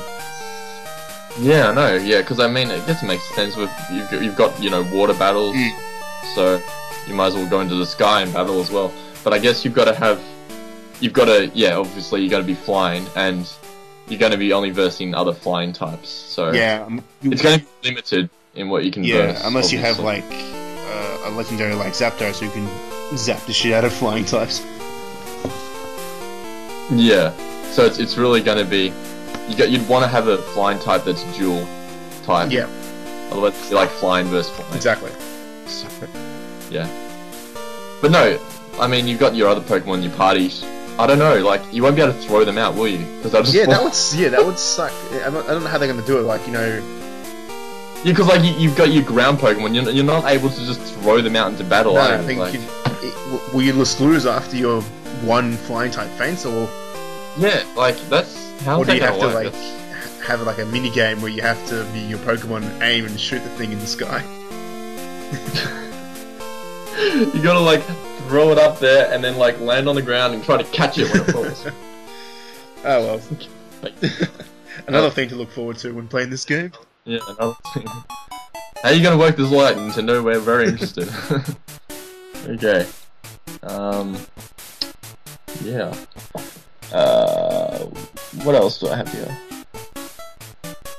Well, okay. Do you think the 3D graphics will be great? Would you think they'll enhance the playing experience, or do you think it'll be, I don't know, a bit nauseous to have it all in 3D?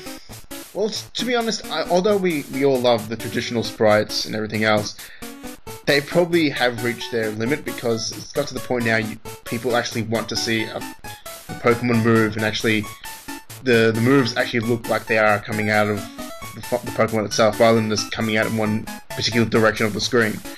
So, in a way, it's probably good that we've got the 3D models now, because a lot of people love the, Pokemon Stadium games and the Colosseum. I've seen a lot of people play them online, and they enjoyed them, and they thoroughly enjoyed the animation. So it's pretty much time to move on, I guess. I mean, maybe sometime in the past they might be able to do something in between where you have not so much 3D, maybe have it more of an animation 3D model, like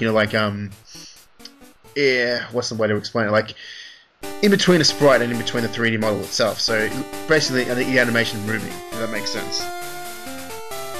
Yeah, I mean, yeah, because like you said, I think it's reached its limit with sprites in black and white, because they were able to, they were having animations in battles where the Pokemon moved a bit, and when they got hit by something, or like they were thrown out, they did like a little stance or whatever. Yeah, you want to get to that next stage where it makes the Pokemon look even more realistic. So to do that, you really need the 3D models, like you said. I mean, it's already been done with, like you said, Pokemon Colosseum and Pokemon Dungeon. Yeah, all those. Mystery Dungeon, that's the name of it. All those, so I think it'll be good. And even like the bigger Pokemon now, it's because they're so big, they're going to take up 2 screens if you look at them, which is cool. So it actually shows like how big a Snorlax is or whatever, for example. It'll be, it won't be just an inaccurate picture like you have in the past. Yeah, that's the thing, because they'll, remember when you were playing your first Pokemon Red, all of the sprites in your party, they looked pretty much the same. Like, there was like, that looks like a monster, that looks like a monster, and for a water type Pokemon it might have like a tadpole. Yeah, that's right, yeah. But you didn't really have any kind of representation of who the Pokemon was, it just, So yeah, definitely 3D models, I'm gonna go with it on the 3D models. Yeah, that is A-OK from us, I think. So, but also, I want to just have a problem with, I don't know if the 3D is going to work that well. Like, will you have to sit in a certain position for it to work for the 3D? Like, that's my using some other 3D, the 3D screen itself on just the general menu, it doesn't really matter really, as long as you're looking at the screen. It's just that what I'm thinking is that although it's cool to have an actual 3D image, like coming out, I'm just hoping that when you turn the 3D image off, maybe you can still just watch it normally without the 3D image, which I'm pretty sure it can. Yeah, you mean not like when you're at a cinema and you take off the glasses and it's all red and blue everywhere, those shadowy things. It's not going to be like that. I don't think so. I'm just hoping, like, I'm just hoping it will be how with 3DSs they don't have the greatest battery life in the world, so using the 3D effect all the time will pretty much kill it. So if you want to, for example, if you're running out of power, you want to save it, you just gotta turn it back to the 2D image. So yeah, because I think the lifespan of the 3DS using the 3D would be only a couple of hours in terms of battery life. Yeah, that's a problem, and it's a portable device, and when you take it out on long trips, you don't want to have that where your Pokemon game just dies in the middle of a battle. So. I've almost got to the battery dies. I've got to Elite 4! No! I didn't save!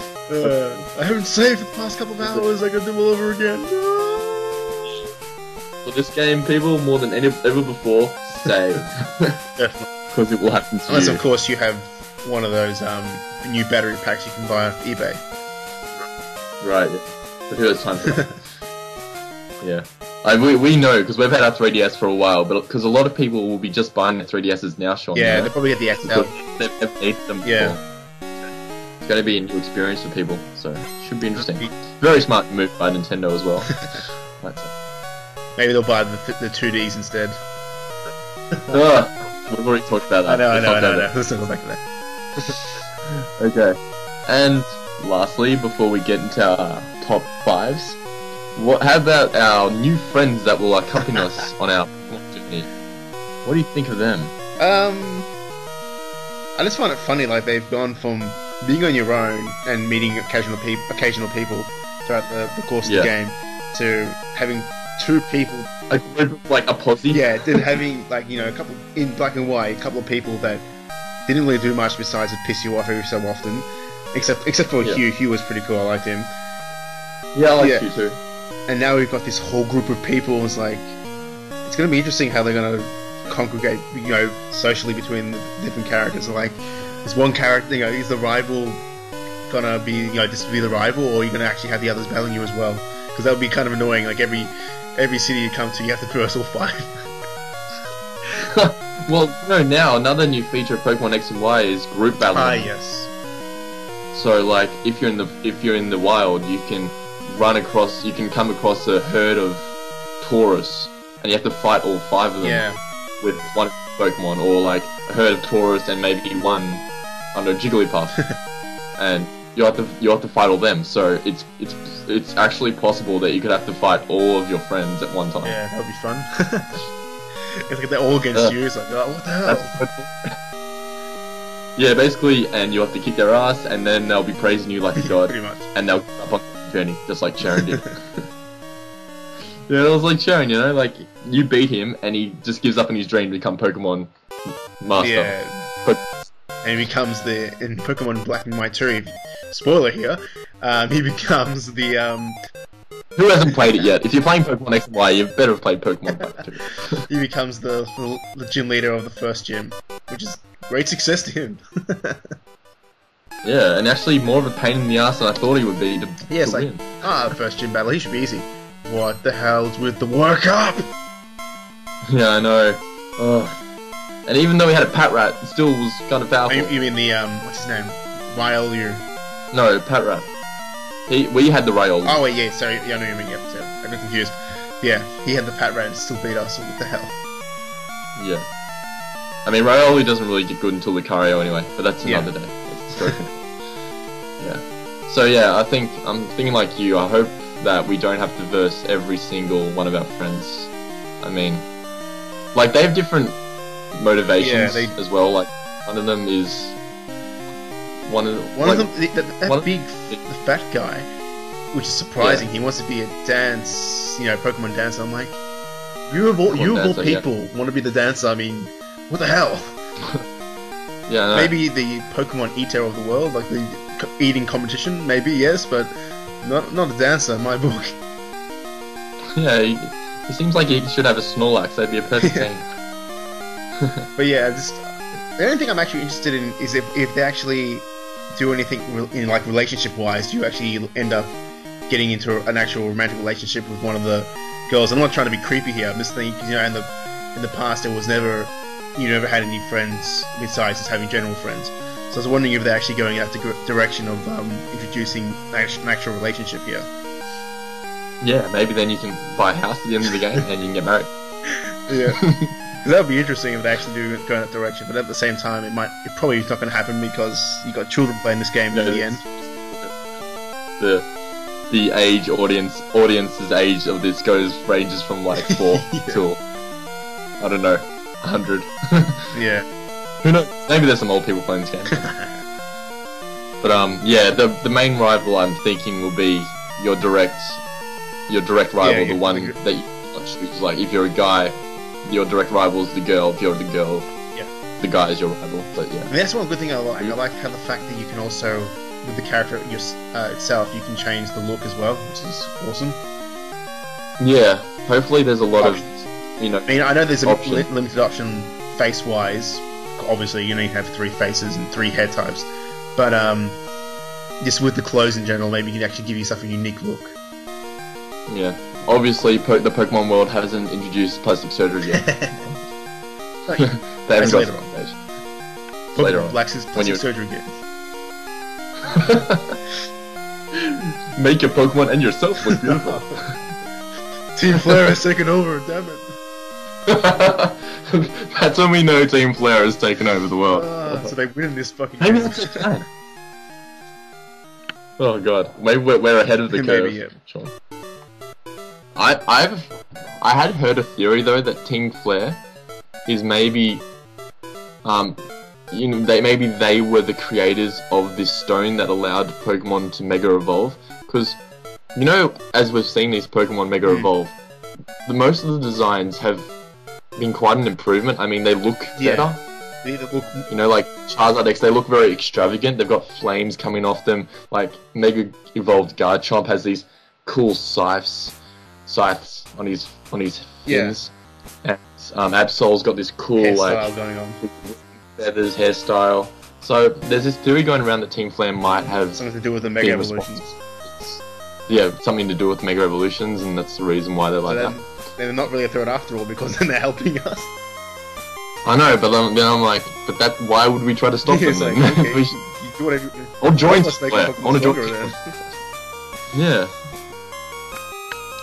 Okay, let's go. The time has come. The time has come. Alright, who wants to go first for the round off? We are going to talk about our top 5 Pokemon from each generation.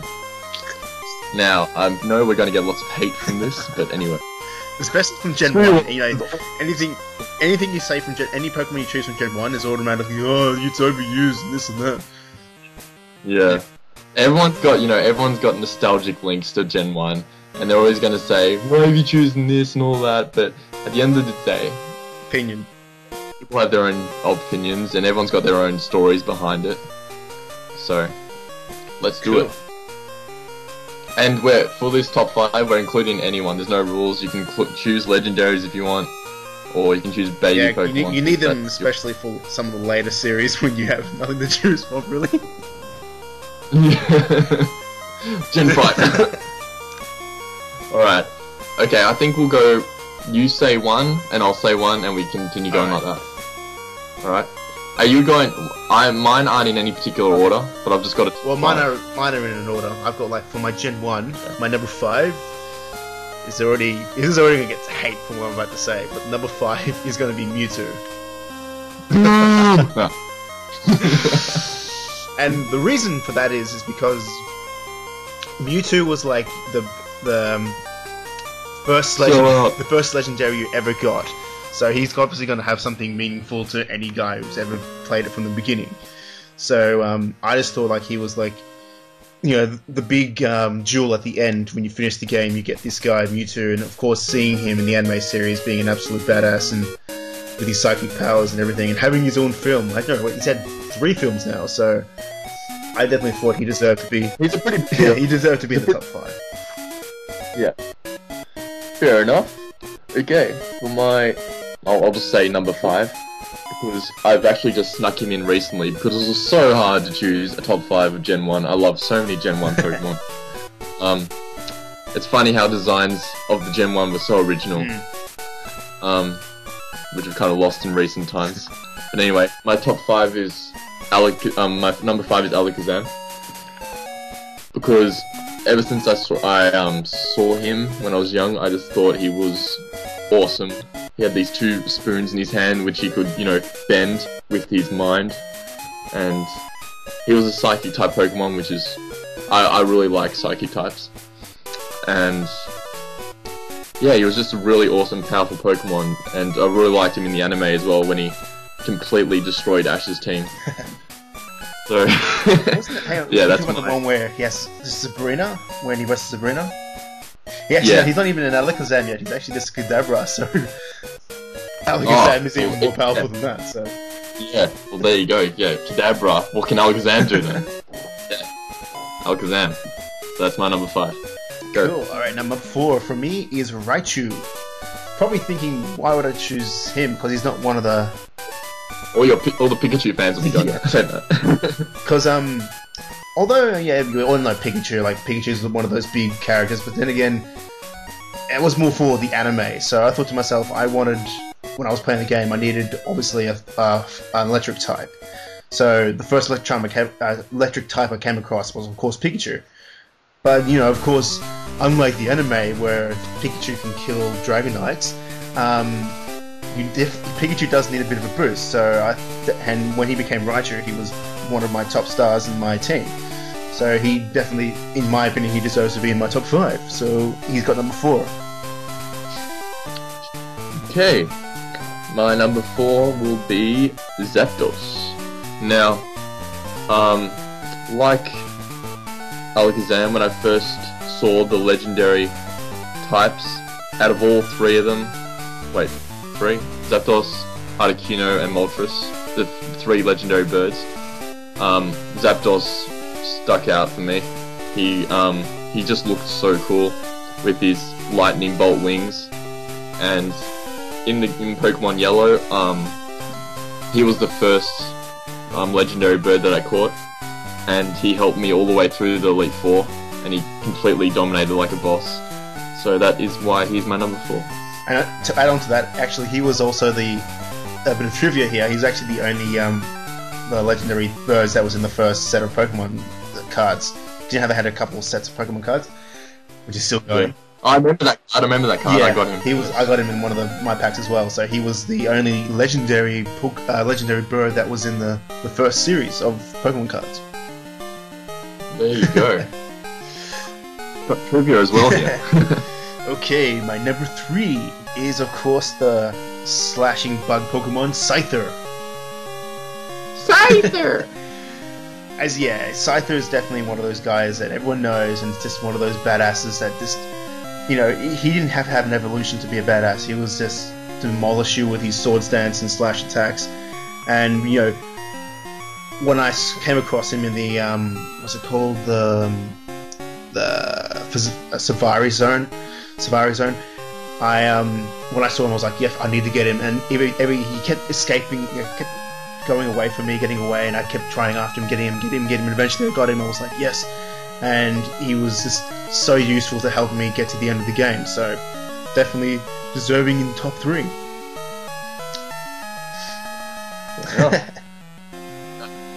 Safari Zone. Yeah. Can be a bit of a pain in the ass. Yes, it can. Just keep throwing those Safari balls, throwing a rock at them and throwing the bait and trying to get them to come to you and everything else, and it's not working. Yeah. Or trying to get a freaking Tauros. Tauros. They're always Tauros there. Everyone. Okay, my number 3 is Dragonite. Now, Dragonite for me was always what I considered to be the archetype dragon, and he just looked so cool. Everyone liked Charizard, and I like Charizard too. But guess what? He isn't the dragon type. So he can't be a dragon. So he's obviously not going to be in my top 5 for that reason, because dragon types are awesome. And he's got great stats, obviously. Great physical, great attack, great special attack, and he's got really powerful moves like Hurricane and Outrage and all these other Dragon Rush kind of moves. And he can learn, Hyper Beam, and if you get that kind of move set with Dragonite, he is a very badass opponent, and you wouldn't want to face him basically. But yeah, he's someone I want on my team. And yet he couldn't beat the Pikachu in anime. Yeah, but that's why the anime is not right. Okay, my number 2 for Gen 1 is Nidoking. Not a very, some of you are probably thinking, why the hell did I choose Nidoking? Because he's not one of those big guys you talk about from Gen 1. Well, mainly I chose Nidoking because, again, he was in my team. And also, in my opinion, he's very underrated as a Pokemon, because he can just rape through his attacks. Most of his physical attacks are very strong, and I used to demolish at least 2 or 3 guys on the opposite team until if I just used him non-stop, I could take out 2 or 3 and then eventually he would faint, of course. But he was very powerful in that regard and definitely underrated in my opinion. So yeah, he's my number 2 for Gen 1. Yes, he's definitely underrated. I remember, I remember nobody really talked about him, and I got a Nidorino, was it? Yeah, that's it. Yeah, Nidorino, and I remember using him in Pokemon Gold because I'd never used a Nidorino before, and built him up to Nidoking, and yeah, wow, that guy has some power. So definitely underrated Pokemon. A good choice. My number 2 is Gyarados. He's one of the big boys that everyone loves, I know. But he was definitely probably my, I'd say, after, like, when I knew nothing about the Pokemon game, after Pikachu, Gyarados was after Pikachu and Charizard, Gyarados was the only other Pokemon I knew. Because he stood out because of how amazing he is. He looked like a dragon. I don't know why he's not dragon type, but he's a water flying. Weird ass combination, but yeah. I mean, how does that serpent fly anyway?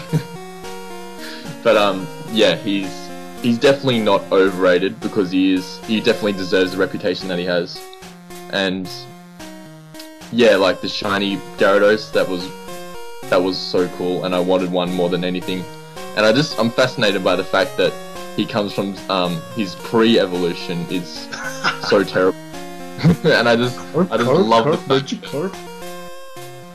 the fact that a Pokemon that is so useless and so pathetic can turn in such a monster and just absolutely destroy any other Pokemon. So he's definitely worthy of my number 2. Hell yeah! All right, my number 1. Oh, here we go. Drumroll. I know this is gonna get. You thought I was gonna hate you two. Well, you're gonna hate me even more now. Because my number 1 is, of course, Charizard. Oh, didn't see that one coming. Here they come, the hate comments. Bring on the hate, you bastards! No, yeah. Before you guys start making all this shit up about me and saying I'm an idiot for choosing Charizard, I will tell you the reason why I chose him. You see, unlike the majority of people who started watching Pokemon, I did it on my own accord. Besides being introduced from friends at school, I went up there on my own accord, not knowing much about the franchise, not knowing any of the Pokemon, besides Pikachu, of course, because he was everywhere. And, of course, as I said before, my favorite color was red. So, I grabbed Pokemon Red. And, of course, who's the red Pokemon in that game you get for the starter? It is, of course, Charmander. And eventually he becomes Charizard. And he was the first guy I actually grinded to level 100 and absolutely demolished everyone with in that game. And he was my main guy above everyone else, and still is to this day. So he's gonna be my number 1. If you have anything against that, screw you. It's my decision and it's my opinion. So that's it. There it is, folks. He's giving it to you. He said it. He's not backing down. Fair enough. Okay, and my number 1 for Gen 1 is... Bring on the hate! Mew. Hey, Mew is my favourite Gen 1 Pokemon. Now, everyone... It's actually probably a unique choice, because most of you, like Sean, love Mewtwo more. And I never understood that. I have a very special connection with Mew. Mew was my first Pokemon that I grinded to level 100. Which is amazing, because that's when I got him in the Pokemon, when I was playing Pokemon Yellow, and, you know, my starter, Pikachu, didn't get to level 100 before Mew. And I got Mew ages afterwards. And I didn't get him, you know, through all the the glitches and whatever. It was because, at my local Toys R Us, they were having a Pokemon event where, in those days, you know, you couldn't just go up to the store and put on Wi-Fi and just download it from there. You had to line up. We put in our Pokemon, we got our Game Boys, and they put the plug in it, and they transferred it over through that, you know, great technology back then. And yeah, that's how I got my Mew, through Toys R Us event. And I went all the way to my local shopping center just to get Mew, and definitely worth it. He was so good. I love Psychic Pokemon, as I said before. He's got amazing stats and great variety of moves, and he was the Pokemon that was the genetic reason why Mewtwo even exists. So that is why Mew is my favorite Pokemon from Gen 1. Coolness. Alright then. One more thing, Gyarados Pokemon trading card was the first holographic I got, so that's another reason why I like Gyarados. Okay, now let's go to Gen 2! Alright then. Johto. Yeah. Let's have it. Alright then, my number 5 for Gen 2.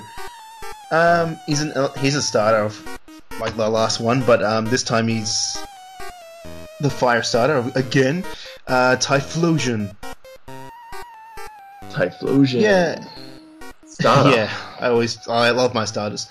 Probably, yeah, Typhlosion, he probably would have got higher on my list, but there's something about, although I liked him and he was very useful as part of my team, I just never had any, like, a real uniqueness about him. He just seemed like just a general fire type that was very good and had a okay looking design. It's that I never had that much love for him to begin with. Like, he was, as I said before, a good team member and definitely useful in the game. It's just that, yeah, that's why he's number 5. There's other people above him that deserve it more than him. I like Typhlosion. We're getting to top 5, that's pretty impressive. Okay, now my number 5. He is Piloswine. Okay, Piloswine. He is a Pokemon that I actually originally didn't like that much. He evolves from Swinub at level 33, and Swinub doesn't look great, and I pretty much overlooked it when I was playing Gold Silver at first. But then I got to near the end of the game and I ran into this Piloswine, and I decided to catch him. Why not? Got to catch him all. And he was nice ground, and I didn't realize that at first. And nice ground is pretty good typing because it's immune to electric and it's got a lot of weaknesses. But Piloswine is a massive tank. He does not go down easily, and that's why he's made it in my top 5. There are a lot of great Pokemon from Gen 2, but Piloswine takes number 5. Awesome. Alright, for my number 4 for Gen 2 is Steelix.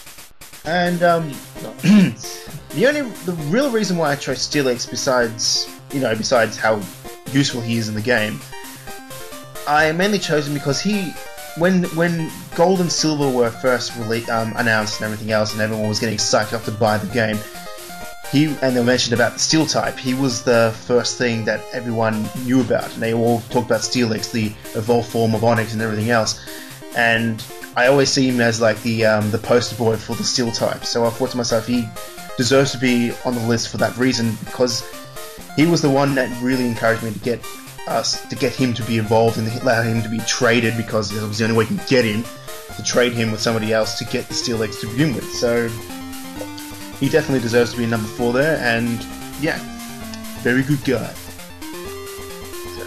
Fair enough. Okay, my number 4 is Heracross. Heracross. What can you say about Heracross? He is a Pokemon that definitely needs an evolution. I'm just saying. Mega evolution. But even without an evolution, he is still a really good Pokemon. Heracross is a bug type, and there's not many good bug types out there. There really isn't. There's Scyther and Heracross and Pinsir, and that's about it. And Heracross, he's just got really good base stats. He's got good defense, good at physical attack, and a great design as well. And I've always liked Heracross, and he's my number 4. Coolness. Alright, for my number 3 of Generation 2, I am going to be choosing New words here. I'll be choosing Kingdra. Oh, isn't Kingdra? No, Gen actually, he's in Gen 2 because they had Horsey, then Seadra, and then Kingdra comes in Gen 2. Oh, right. Yes. So yeah, Kingdra. Because I liked the Horsey and Seadra Pokemon for Generation 1, but of course they just didn't have that power that of course Kingdra has. So when Kingdra came out, I was like, sweet, I'm definitely getting him. I'm definitely using him as my water type because he just really looked cool. I just liked the fact that they made it into like that water. What was it? The water dragon type, which he becomes later on. It's really. I was surprised when he was named Dragon. I thought it was, and it was a really good type because it made him just that much stronger, and he was just unique in that way. And he's definitely deserving of number 3 spot in Gen 2. Good. Okay, number 3 for me. Oh, this is hard now. Number 3, I'm gonna go with Scizor. Haha, Scizor! Yeah, everyone knows Scizor. Everyone knows what Scizor is capable of. Scizor for me is just what an awesome Pokemon. What can you say about him? He's a bug type, and this was when this was the generation where they introduced a new type in Steel. And for those who know me, and for those who are listening, that you'll know soon enough in generations to come that I have become a avid Steel type level.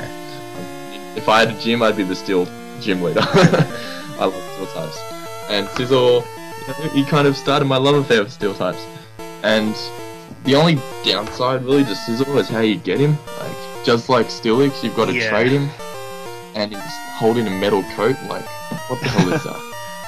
Okay, he's a really good Pokemon, but you have to make it so freaking hard to get him. Yeah, I hated the trading gimmick. Yeah, I know, it's always a gimmick, but I guess for these types, people will go that extra length because he's just so good. And that is why. And he's resistant to so many things, I mean, wow. And his speed is really puts him at an advantage in battle. So Scizor is my number 3. Sweet. Alright, my number 2 for Gen 2 is Shuckle. Shuckle. Wow. And I've got my mouth open right now. I bet a lot of people will be thinking, what the hell, why did I have chosen him? Well, believe it or not, despite the fact that Shuckle has really crap attack stats, his defense stats make up for it in so many ways. Because, to let you in on a secret, if you really want to be a troll, you can just use Shuckle to sit there and take hits and just toxic the person and wait until they die. Because all you gotta do is just keep keep using rest, and you just keep recovering and recovering. Eventually the person's gonna be taken up by the toxic. And turn them insane in the process. And it's not only that, you've also got, especially now, you've got those moves like, what is it called? I can't remember what it is, but it's one of these recent moves that makes the person confused, and you increase their attack, but at the same time they get confused. And with those new moves, he becomes like pretty much of a boss. You just gotta take the hits and cause the opponent to hurt themselves, and it's just, I just like the guy. I think he deserves to be a number 2 because he's just definitely someone you wouldn't expect to be that good. Well, that's definitely a surprise. That was the first big one of the top 5s. You can certainly, there's those Pokemon that can just keep wearing you down with stat affected move, and yeah, he's definitely that guy. That guy, that one we all hate to face. Okay, my number 2 is Espeon. I love Espeon. It is my favorite of the EV evolutions. Probably because it's Psychic type, but not only that, it's got great special attack and speed, and it's just, I feel, the most powerful EV evolution. If they all battled each other, I would put my money on Espeon to win hands down. Umbreon he's a defensive wall. You've really got to grind to wear Umbreon down, and I really like Umbreon, but Espeon just has more variety in its attack pool, and I just feel that if I had to choose an EV evolution, it'd always be Espeon. So Espeon is well deserving in my number 2. Awesome. Alright, time to get some more hate, because my number 1 for Gen 2... It's down to nitty gritty. is the poster boy for Silver, Lugia. Finishes off with the legendary on the cover. Kind of funny how I have Charizard, he was on the cover of Pokemon Red, and now I got Lugia. Is there a theme here, Sean? No, don't worry, this is pretty much the end of the theme after this, but anyway. Yeah, the reason why I chose Lugia is because, besides, of course, Steelix being known in the game, Lugia was one of those main guys that everyone knew was going to be in Generation 2, and everyone was like, Lugia, you heard about that Pokemon, that silver guy, Lugia, everything this and that. And he was definitely not, like, yeah, he's really powerful and he's a legendary and everything else, but I just thought, you know, I would not have got Silver if I didn't know about Lugia. I probably would have gone Ho-Ho because I like fire types. And, but because of Lugia and the big amp we got for him, that was the reason why I got Silver in the process, Silver in the first place. So he is definitely deserved of the first place in my pick of Generation 2. That probably makes sense because I didn't like Lugia that much and I chose Gold. So kind of works out there. I didn't particularly like Ho-Oh either. It was really just I'll just choose this one decision. Okay, and now my number 1. Bring on the hate, fuckers. My number 1 is Skarmory. Skarmory. Oh, I think this would have to be one of my favorite Pokemon out of all generations. Skarmory I've used in every game since I first found it in Gold. Skarmory is just such an awesome Pokemon, and that is why it probably hasn't even gotten evolution since, because it'd just be so overpowered if it did. It's a steel flying type, of course. I love my steel types. It's as long as you know you don't fight against the fire type with Skarmory, you're basically set. You're basically fine. He's got great defense stats, great attack, and you know he's got the ability to fly, which is another evasive maneuver that he can pull off. And yeah, he's got keen eye, sturdy, great abilities. And yeah, Skarmory's just always been a reliable Pokemon that I can turn to in battle when I'm struggling, and he really turns a lot of battles around. And if I didn't have Skarmory, I probably would have lost a lot more than I'd won. So he is my number 1 for Gen 2. Awesome. Alright, that's Gen 2 completed. That's bye-bye Johto. And now it's time for Generation 3, Ruby and Sapphire and Emerald. Ruby and Sapphire and Emerald, yeah. Alright, let's kick off the bat. Kick off the bat with my number 5, is Hirayama, you know, the one we mentioned before, the sumo wrestler. Oh, poppin' fresh. If you're probably wondering why I chose him, is because, to be fair, when I was playing Ruby and Sapphire, I was going through a phase where I was playing the game, but I wasn't like all that into it as much as I was hoping to be. And the one thing I did notice when I versed one of the I think it was a trainer or it was one of the gym leaders that had a Hirayama. I think it was a gym leader. He destroyed me with that Hirayama. I was just like, I gotta get that guy. So that's the first thing. As soon as I left that gym, well, when I came back and defeated him, of course, the first thing I did after that was go and find the pre-evolution of Hirayama, which I can't remember for the sake of me at the moment. But then I found him and got a Hirayama and was just like, okay, now it's time to get some revenge on some people and start using him and start whacking the shit out of people. And it worked? And it worked. It worked for sure. So yeah, he's number 5. Awesome. Okay, my number 5 is Castform. Joke. Joking, people. Yes, well... I just know how much Sean hates Castform. No, I don't mind him now. I've got used to him. Yeah. But he's really got nothing special. My number 5 is Aggron. Oh, does anyone see that coming? No one. Do you even know who the Pokemon is? I know what the Pokemon is. I know who the Pokemon is. Yeah. Aggron. Well, yeah, he's not one that many people talk about, but I actually got his when I started playing Pokemon Ruby, like I told you earlier in this video. I played it and I loved the game so much that I finished it really quickly. So it was the time when I was really just getting back into Pokemon again. It really rekindled my love of it. So I remember it quite well when I first caught an Aron, which is a pre-evolution of Aggron, and yeah, he was just a really good Pokemon. I didn't really know what to set up my party with, and I was like, Steel type, yeah, why not? I love Steel types, let's go with that. And when he evolved into Aggron, Steel Rock, he's a great type combination, and he's an absolute tank. Oh yeah. Holy shit.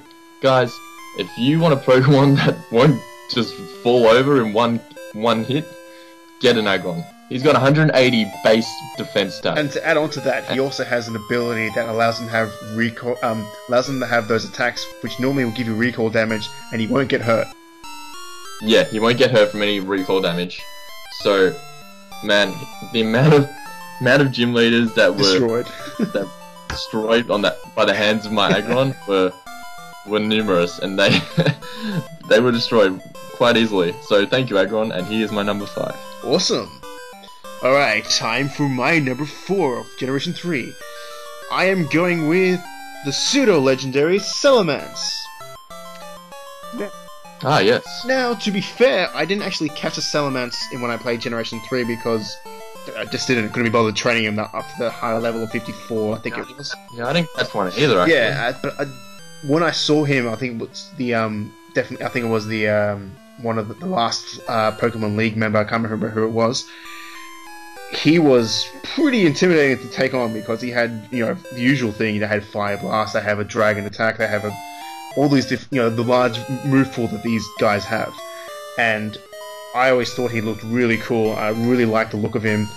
And although I haven't really got one yet, I definitely will. If there's a chance of getting one in Pokemon X and Y, I'll definitely get my opportunity to grab one. So yeah, he's in my number 4 for Generation 3. Cool. Well, kind of similar, not really, but in Gen 3, this is a Gen 3 Pokemon, and my number 3 is Altaria. Ah! Yes, everyone probably knows Altaria, but I actually didn't really realize Altaria was a Gen 3 Pokemon until now, because I only started using Altaria in Pokemon Black and White 2. I'd never caught one before, and yeah, and it just I completely skipped it, and I don't know how, because it's a great Pokemon, and it's a Dragon Flying type, and it's one of the lesser used, I think, Dragon types out there. A lot of people give it hate for some reason, but I've always liked it, and it's something different to the typical Dragon types that were all around in Gen 5, and there were a lot of Dragon types in Gen 5. And yeah, Altaria was just really, really good. I didn't use it in Ruby Sapphire, but if I had the chance to get it in Pokemon X and Y, I probably would. So that's my number 3. You mean number 4? Yeah, number 4. I don't even know what number. It's time for my number 3, though. I am choosing the Pokemon Exploud. Ah, yes. The loud guy. Fun enough, I came across him in a massive surprise because I had the previous evolution to that, where I thought that was the end. I thought that was the end of his evolution run. And I just had him in my party and was like, hey, I'll just have him here until I can find somebody else to use. Then he evolved into Exploud, and I was like, as the sprite has with the mouth open, my mouth was open. I was like, I'm like, he looks. I just loved the design of him. I was like, I'm gonna use this guy. Yep, he's staying there. He's not going anywhere now. He's gonna use his hyper voice, which is one of his moves, and rip apart all these people and blow their eardrums. So I definitely enjoyed using him, and he could use as a good yeah. So yeah, he's definitely deserved of number 3 in Generation 3. Cool. My number 3. God, I'm messing up the numbers like hell. My number 3 is Metagross. Ah, Metagross. Now, Metagross is another Pokemon that I didn't use in Gen 3. I only caught him in Gen 5. But and even though he's a still Psychic Pseudo Legendary, but even though I didn't get him until near the end of the game, God, he helped me with defeating Getsus and bloody scientist, whoever his name is in Team Plasma. Colress or something, and yeah, defeating Team Plasma, and then eventually leading my party in the Elite Four. And he was a great addition with Still Psychic. He brings a lot to the table. He's got a wicked design. He's very, like, you've never seen anything like it. He's a mechanical, robotic thing, and yeah, he's got really high defense, great attack. He's a pseudo legendary. Pseudo legendary. So by definition, he is legendary, and that is my number 3. Awesome.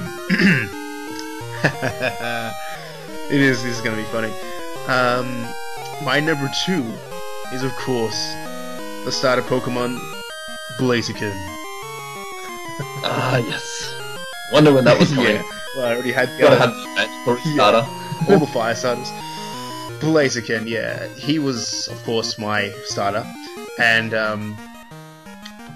yeah, he was again one of those guys that survived to the end. That really helped me, and like David mentioned before, when I saw his middle transformation, which was I can't remember what his name was, Combusken, yeah, I was like, where are they going with this? I seriously hope he looks good at the end, and It looks like a fucking yeah, chicken.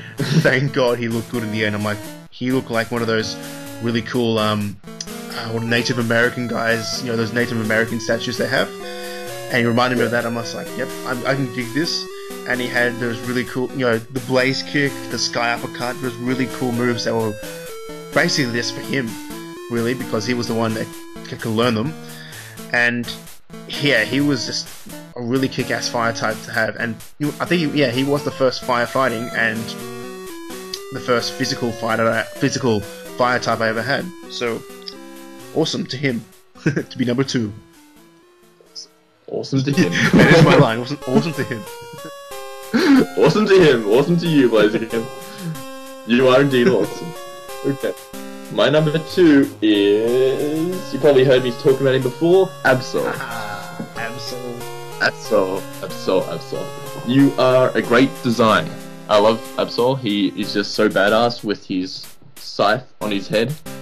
Looking thing, and he's got like links to mythology, Japanese mythology, as one of those creatures that would warn people of disasters in advance using that scythe on his head, which is just such a great thing. What an awesome thing to have in your head, like a forecaster that something's going to happen so you can get the hell out of here. I wouldn't mind one of those. Absol, yeah, everyone has said that I hear likes Absol, and why wouldn't you? He's a dark type, which is great. I like dark types, but yeah, his base stats could be better, but that is why I'm so happy that he's got a Mega Evolution now in Pokemon X and Y. Yeah. Yeah, and I've always used Absol in every game since, and yeah, Absol, awesome to you, number 2. Okay. Now, my number 1, this is actually going to make you surprised because you already mentioned him in your, like one of your past couple of, well, your past 4, I should say. Oh, it hasn't happened yet, so I'm pretty surprised that it hasn't happened yet. Yeah, what's happening now? It is going to be Aggron for my number 1. Aggron, there he is. Aggron, yeah, as you've already mentioned, he's very much a beast on the battlefield, and I just loved his type. I just loved the fact another one that can learn Fire Blast. Because I love that move. Yeah, it's fire types again. Yeah. and of course, we mentioned before, you know, the recoil doesn't get recoil. Really cool. And yeah, he was definitely a very good help to have in Generation 3, and I was so happy he was in there, and I just love his design. He looks like this a total badass. You can't just... You look at this guy and you be like, holy shit, I'm getting the fuck out of here because I do not want to face him, so... Exactly. He deserves to be in the number 1 position of Generation 3. In my... Well deserving, I'd have to say, well deserving. Yeah. And keeping with that trend, I am now going to mention one of your previous... this is such a coincidence, but... Coincidence? Did we set this up? Oh, never. My number 1 for Gen 3 is... My first starter, Blaziken.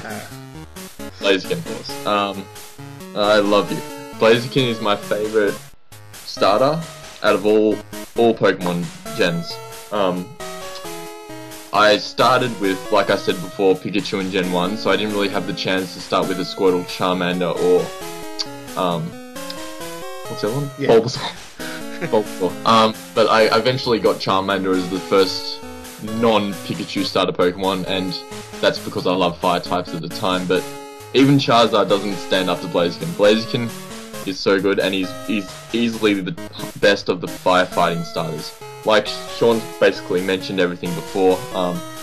I chose Torchic. I didn't know at the time when I was playing Ruby that he would turn into this Blaziken, because yeah, like I didn't really look ahead to what he was evolving into. I was like, hey, that looks like a cute little bird. I'll choose Torchic. I didn't really like the design of Mudkip and Trico, so yeah, I'm glad that little bet paid off, and I went with Torchic, and it ended up being an awesome Pokemon with his own, you know, unique move in Blaze Kick, like Sean said already. And what like endeared him even more to me was when I saw him in the anime, when he fought Ash's Charizard awesome. in the Johto series semi-final, and oh my god, that is easily the best Pokemon battle I've seen in the anime. Yeah. Without a shadow of a doubt, like that was so good. I was on the edge of my seat. I've never liked Pokemon that much, anime-wise. Oh yeah, it reminds me of the time where Charizard versus Magmar, and the when he's trying to get the Fire Badge. Very similar matchup, and I thought that those two matches will always stay in my mind from Pokemon. Yeah, they resonate with me forever, and it just endeared me even more to show me how awesome Blaziken is, and it was well deserving of a draw, that match, and that is why Blaziken, you are my number one. Hell yeah. And I can't wait to get you as a Mega Evolved one in Pokemon. Hell yeah. Alright, that's the end of Generation 3. Time to move on to Gen 4. Let's rip through this. Okay. I think it's fair to say before we get started on Gen 4, this is a disclosure. Yeah, me and David haven't actually had the privilege of playing Diamond, Pearl, or Platinum. So most of this will come from the use of these guys in Generation 5. So hopefully you guys will enjoy what we choose. Probably not, because you always hate everything we choose. Yeah.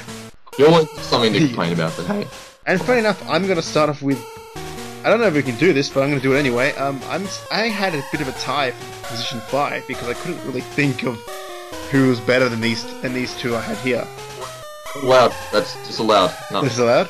No. Not accepted. Okay, no. fine. It's fine. Alright, I had Rampardos and Toxicroak. Yes, I was thinking of Toxicroak. Yeah, I could not distinguish which one was better between these two, because I had Rampardos, and I know he was very physical and very high attacks. But at the same time, because I have not played Gen 4, would you please remind me and anyone else out there what is Rampardos exactly? He is that headbutting fossil guy of death. Right. Yeah, he's the if you ever saw Jurassic Park Lost World, it's that pretty much that headbutting dinosaur. He's got that helmet on his head, and it looks like yeah, that's right. Looks like an American football player. Yeah, exactly. But yeah, although I really liked him, the problem is his defense was just had a really bad weakness where if you got hit by anything, you were going to be dead. So that's why I couldn't decide between him or Toxicroak, because Toxicroak was a bit on the opposite side, where he had more of everything was in alignment. Like the stats were very much on the same par as each other, and he has very unique moves of having, of course, toxic poison moves, and having the water type moves, and having a really kick-ass design in the process. So I couldn't decide between the two of these, so they both get the top number 5 spot for Generation 4. Fair enough. Any haters can comment in the section below. This is going to be really weird, and going the trend without coincidences, I had a real struggle with picking out my number 5. I was really trying to weigh up between two Pokemon like you. Okay. Unlike you, I decided to go with one, and so it was between two very similar Pokemon as well, Staraptor and Honchkrow. Now, they're both very similar. They're both flying types. They're both birds. except Staraptor is normal type, and Honchkrow is dark flying. Normal flying is Staraptor. I decided to go with Staraptor because I liked his ability better. I think Intimidate is a great ability. So I also prefer, even though I like both designs, I like Staraptor's a bit better. He's got that, glaring look of, you come near me and your shit's gonna get real. He's got that, that comb over his head, and he's got the red eyes, and he's one of those birds. We've got lots of flying type Pokemon, lots of birds that you get early on in the game, like you got your Pidgeys and you got your Spearows and all that. But Staraptor is one where, for the first time, he actually looks menacing, and it's a flying type that you wouldn't really want to mess with in battle. So Staraptor is my number 5. Cool. Alright, for my number 4, Generation 4. I am choosing one you've used, David. His name is Magnezone. Bastard! Yeah, I chose Magnezone because I was thinking to myself, I did like the fact that they gave a third evolution to those 3 badasses, the Pokemon that didn't have third evolutions from Generation 1, which was Tangler, I think it was Tangler, Electabuzz, Magma, and who was the other one? That's right, Rhydon, and also of course Magnemite. So I thought to myself, which one is the best out of these? And of course it was a Magnezone, because the others, no offense, they either looked really weird or they just didn't really cut the cloth, so to speak. So Magnezone definitely deserved to be in that spot. And of course, he is a very, very good guy to have as an electric type, because he just rips everything apart with his electricity. And I just really like the look of him as well. Like, at least, because the 3 trio Magnemite was pretty cool, but when he's Magneton. But when he becomes Magnezone, he looks pretty badass. So I liked him. He deserves to be number 4 for Generation 4. Number 4 or number 3? He's number 4 because I had the two split guys. Yeah, so you can't have a number 4. You'd have to go to number 3 because you've already had 2. Oh yeah, sorry, you're right. I haven't. Yeah, that's right. Sorry, you're right. Yeah. My bad. Okay. So now my number 4 is Magnezone 2. Magnezone as well, but he stole it from me, so it's okay. Magnezone was always one of my favourite since I started using him in Black and White. I'd originally got the Magneton Magnemite, and I leveled him up to Magneton, and then I leveled him up again in Chargestone Cave, and I did all that effort because I knew it was worth it to get a Magnezone. Like Sean's already said, Magnezone is a really, really beast of a Pokemon. He's steel electric, and nothing is going to be. It's going to take a lot to get him down, and yeah, and I love his design. It's much better. He looks kind of like a UFO, and yeah, well deserved in my number 4 spot, Magnezone. Awesome. All right, going to my number 2. Time to get some more hate. I'm going with the legendary Pokemon Darkrai. Yes. Yeah, because I didn't play the game, so I don't think he actually was in the game anyway, was he? I think he was only an event thing. No, I think it was an event, yeah.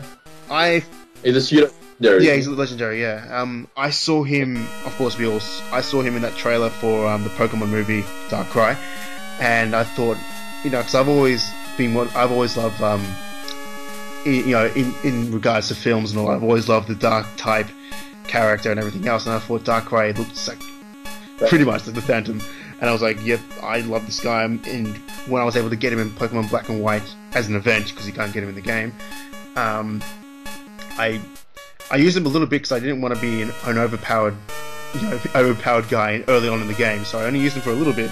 But I did enjoy him, and I thought he was really cool. I love the design, and he's definitely going to be deserving of number 2 in Generation 4.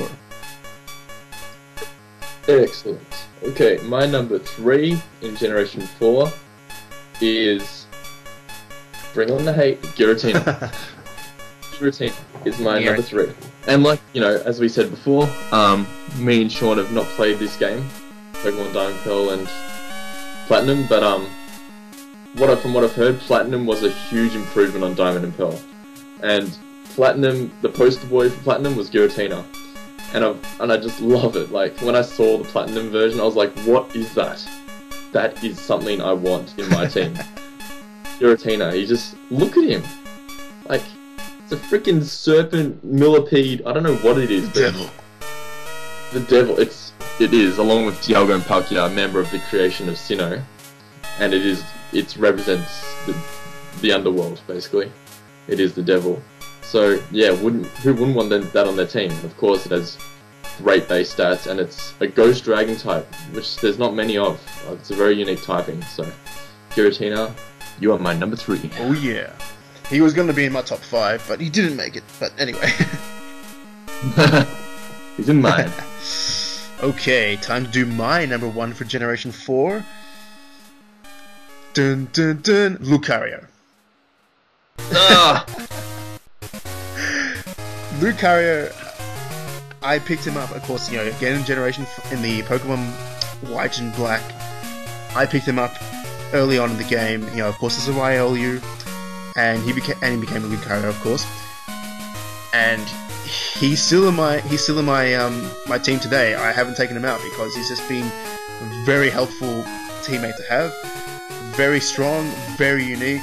I love him. He's really cool, and I think for Generation 4, he's definitely deserving of number 1. He sure is. Okay, this is weird, but my number 2 now, because like you're ahead of me. My number 2 is Lucario. When I heard you say that, I was like, oh great. So it left me nothing to say. Lucario, yeah, like Sean said, is, you know, he's always been like the center of attention. Nintendo's really marketed him, and for good reason. Lucario is so freaking cool. He's he's based on the Egyptian lord. He's based on the Egyptian Jekyll. I know what you're trying to say. I can't think of him either. I'll think of him in a minute. Just keep going. Yeah.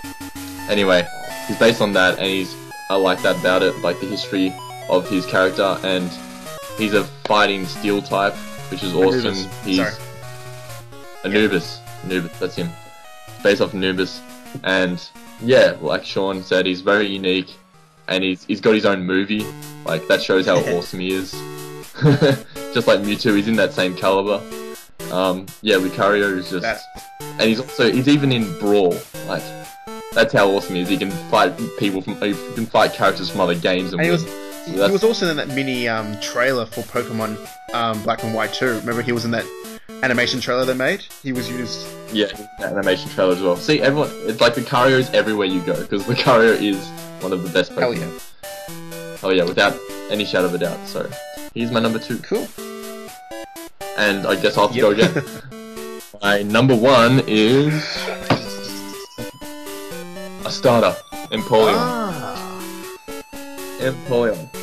Now, like I said numerous times, I haven't played the game, but I wish I had for this one reason. I wanted to get an Empoleon. When I saw him on the anime, I remember watching one episode, I was like, what is that? It looks like Penguin had sex with Poseidon. But he's seriously awesome. Like, he's got these freaking blade kind of wings, which, you know, he's a water steel type, so I assume he's got like steel blades underneath some feathers. And wow, what a starter. I don't usually particularly like water types. I mean, I prefer water type starters than grass usually, but this would definitely be a time when I'd choose Piplup. Yeah, I wish I had the opportunity. I'm sure I'm going to get Pokemon Platinum one day and have the chance to use Empoleon, because I'm sure I'll kick some serious ass. And Empoleon is my number 1. Alright, that does it for Generation 4. Gen 4, we did pretty well. And now it's time for Generation 5, the final, well, Yep. not the final, but, you know, the final Generation 5 is the last one we've got so far, so. until we can do our top 5 of Gen 6. This is Exactly it. right. Okay, starting off for number 5 of Gen 5 is B Sharp. Ah, yes. I was considering him. Yeah, although unlike the rest of the guys in my list here, I haven't actually caught a B Sharp. I've caught his pre-evolution version, but I haven't evolved him yet. But I chose B Sharp because first off the bat, when I saw him, I loved the design. I thought it was very unique. I thought he's one of the few guys in Generation 5 that I thought looked really cool, like a real badass. And I can't really think of much more to say because I haven't actually used him. But I do know he's pretty tough because the guy has, I think it was one of the Pokemon League guys, has 2 of B Sharps, and he definitely had a few good hits in there. So I was pretty sure this guy can be pretty strong when you give him a good moveset, and I look forward to using him later on. So he's number 5 for my Gen 5. That's good. It's a different one. I wouldn't have expected that. Okay, my number 5 is Litwick. Ah, Litwick. The Ghost Fire, Litwick. Now, unlike most of pretty much nearly all of my previous top 5 selections, Litwick is not the final evolution. He is the first evolution. The start. How do I even say it? The first evolution of the Pokemon. And even though his third evolution in Chandelure is awesome and obviously more powerful than Litwick, there's just something about the little candle that is so cute, and I just love him. And I remember playing Black and White and realizing in Gen 5 that there were hardly any fire types to choose from. There was such a shortage of fire types, it was ridiculous. And I didn't really like any of the others, including the starter Emboar. So I was like struggling to find something. Then I came across Litwick in that Ghost Tower, and I forget what its name was. Dragonstone Tower, I think. Yeah, Dragonstone Tower. And yeah, when I caught Litwick, I was like, definitely gonna keep this one. He's a Ghost Fire type, and eventually I evolved him up to Chandelure, and yeah, definitely my favorite fire type for the series. So Litwick is my number 5. Sweet. That is pretty cool. Alright, yeah. My next guy for the number 4 spot for Generation 5, I've got, I can't really say his name, I think it's how you say his name, Braviary? The Braviary, yeah, a really kick-ass bird Pokemon. What I thought when I first played Pokemon White, when I got to I think it was just the ledge before, I think it was before the Pokemon League, you run into the pre-evolutions of these, and I thought to myself, all these really kick-ass Pokemon have appeared now, like, why at the end? Anyway, he was the first guy I grabbed, because I knew what he was going to become, because I quickly looked at online, and I'm like, holy shit, I want this guy. And even though it takes a while to get to him, I think it's like the late 40s he evolves, he was very cool, very sweet to use, very strong attacker. I like him quite a bit. He's definitely one of my favourite flying types, and he deserves number 4 spot for Gen 5. Yeah, he's a worthy Pokemon. I haven't tried him yet, but I certainly want to use him one day. There's so many different bird types as well. Anyway, my number 4 is Ferrothorn. He is a grass steel type, the evolution of Ferroseed, and like I've said before, I love steel types, and grass steel was an interesting combination, and I really wanted to see what a Pokemon like that could do. So when I caught a Ferroseed, I really didn't think much of him at first. I caught it, and then I didn't really use it. But then I wanted to switch up my party, I remember, in Pokemon White, and I went to my bank, took out Ferroseed, and yeah, I started using him. And when he evolved into Ferrothorn, holy shit, I was taking gym leaders down left, right, and center. Iron Barb's ability is so good. Like, whenever they hit with a physical attack, they're really regretting it afterwards. And not to mention, he's resistant to 10 different types. Like, that is amazing in itself. The only downside is his 4-time weakness to fire. But as long as Ferrothorn stayed away from fire, he's a good choice, and he's my number 4. Sweet! Oh, and he's got a cool design. Oh yeah, he does, definitely. Okay, I think Dave will remember this guy. For my number 3 spot of Generation 5, I choose Electros. Ah, the sperm Pokemon. As you called it. Yeah, well, when he was, what is it, Tynamo? I think that's how you say it. Tynamo, yeah, I think that's how you say it, Tynamo. The sperm guy. Well, Electros still looks like a sperm to me. But yeah, Electros. Tell us the story of how you caught him, Sean. I was literally like looking for. David was sitting next to me actually. We were both playing Pokemon. And I was looking for him. I was looking for a particular type, like a particular nature of him. And this took me a while. I'm like, come on. Then when I finally saw, I'm like, yes, capture it, yes. Saw the nature, yes.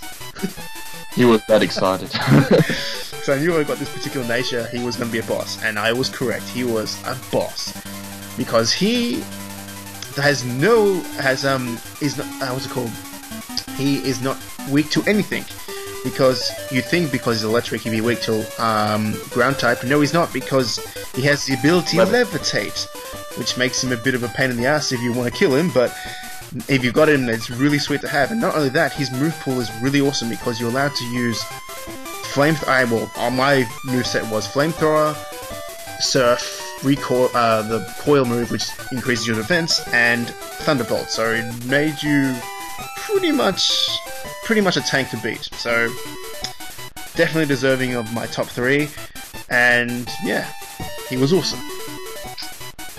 He sure was. Like I say, I think he's a Mulga, but better. Yeah. My number 3, who has always, in my opinion, stood in Lucario's shadow, no pun intended, is Zoroark.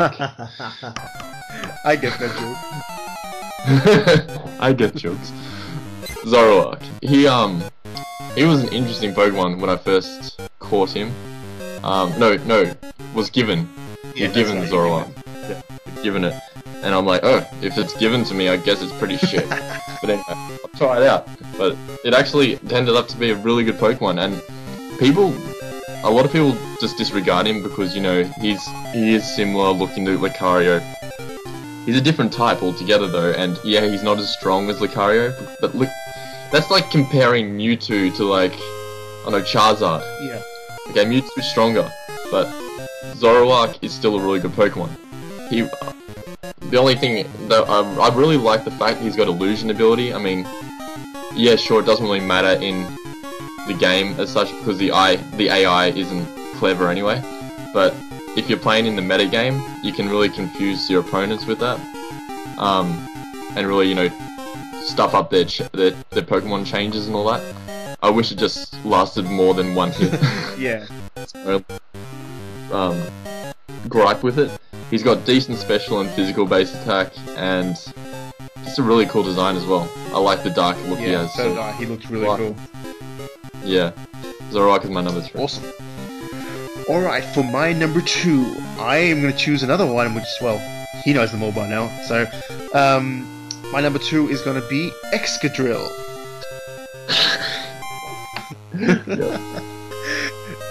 Yeah, the reason why I choose Excadrill is because I know a lot of people weren't particularly fond of him because they thought he wasn't that defensive, unlike most Steel types. Although, yeah, I agree with that, he's still a very useful Pokemon because his physical attack is really good. You get a nice variety of moves with him, and he was very helpful for me. Like, yeah, in defense he could be a bit of a pain because he did faint quite a few times, but he was still useful enough to take down quite a few guys before he fainted. So he's deserving of number 2 spot, and with a good nature and a good moveset, he's really, really good. Trust me. So he's number 2. Good. He was so close to getting on my list, but he just got kicked out. Anyway, my number 2 is Krokorok. Ah. Yes, everyone knows Krokorok. He's the badass crocodile that wears sunglasses. I mean, what did people say? You're just... No, sorry, Crocodile. Krokorok is his pre-evolution. Yeah, Crocodile. Although I do like Krokorok as well. Crocodile. Yeah, he's he's a beast of a Pokemon. He's a ground dark type, which is, you know, it's pretty rare. And he's just an absolute beast. And I had him in Pokemon White 1 and Pokemon White 2, and it just like how good he was, it meant that I didn't really need to look for new Pokemon. I was like, you know, he served me well in Pokemon in the first one. There's no point changing, and yeah, he's just got really good stats and everything, and nothing much else to say about him. He's just a really cool Pokemon. That's my number 3. Awesome. Alright, for my number 1 for Generation 5, I am gonna choose almost a legendary. He's a pseudo-legendary. He is the one, the only Hydreigon. However you pronounce it, because so many people pronounce it differently, so whatever you pronounce him. The 3-headed dragon. I chose him because, besides, you know, obviously we didn't really get a very good variety when it comes to the starters, besides the water type, which I forget at the moment. And I was really disappointed with Emboar, and I was just like, there's got to be someone here who's really good, besides the actual legendaries themselves, like Zekrom and Rashim. And of course, that was Hydreigon. I was like, this guy looks so cool. I mean, yeah, it takes a long time to get to him. Like, I think it's level 62, which is pretty fair way to get him up there, just to get that Hydreigon. But he was definitely deserving of it. He definitely is very useful. Dark Dragon. He has a variety of moves you can use. You can use, again, the fire type. He can use a water type attack. He can use, of course, dark type, and he can use dragon type. He can use a huge variety of attacks, and he's just really useful. Great design, really hard to beat if you're versing him, and really sweet to use. Definitely deserving of my top spot for Generation 5.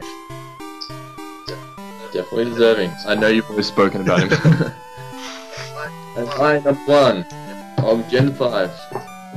The last one is Vanilla. No, for any of you who don't know, Vanilluxe, I hated. Ice cream Pokemon, come on. Lift your game. My number 1 is Samurott. Yes. Like, you didn't remember his name? Yeah, I could remember it. Samurott, yeah, just like Sean said, he was the only decent starter of Gen 5. There weren't many great Pokemon, and I really had to look really hard into this generation because there weren't many options. But Samurott takes the cake by a country mile. He's awesome. He was my starter as Oshawott. I really didn't like anyone else. I didn't really see the appeal in the grass type that everyone seemed to like. And yeah, Samurott is just awesome. He's an otter, half otter samurai that like uses this spear thing and cuts you with his move, his physical moves, and his awesome, you know, special moves like Surf, etc. And yeah, he was with me until the end. I won. I beat the Elite Four with him, and like all starters who are any good, Samurott is definitely one that you should choose for your team. And he is my number 1. Well, that's the end of our top 5. We got there, guys. Took our time, but we got there. We took our time. It's actually harder than you think. Yeah, it was. I mean, as I said before, when you get towards the end, it's unless you really love Generation 5 Pokemon, there might be people out there. Who knows? It got pretty easy towards the end, but at the beginning, it was very difficult to choose between all these guys. And they could have any of those in my top 5. Like, they were on the fringe of being kicked out and another one put in. Just 658 or something Pokemon out there. It's really hard to narrow exactly, it down. Yeah. Cool. But yeah, leave in the comments section your top 5s. Okay? Yeah, for each, and not just for one generation, for each generation. Yeah. Go to the effort, guys. With the effort. Way.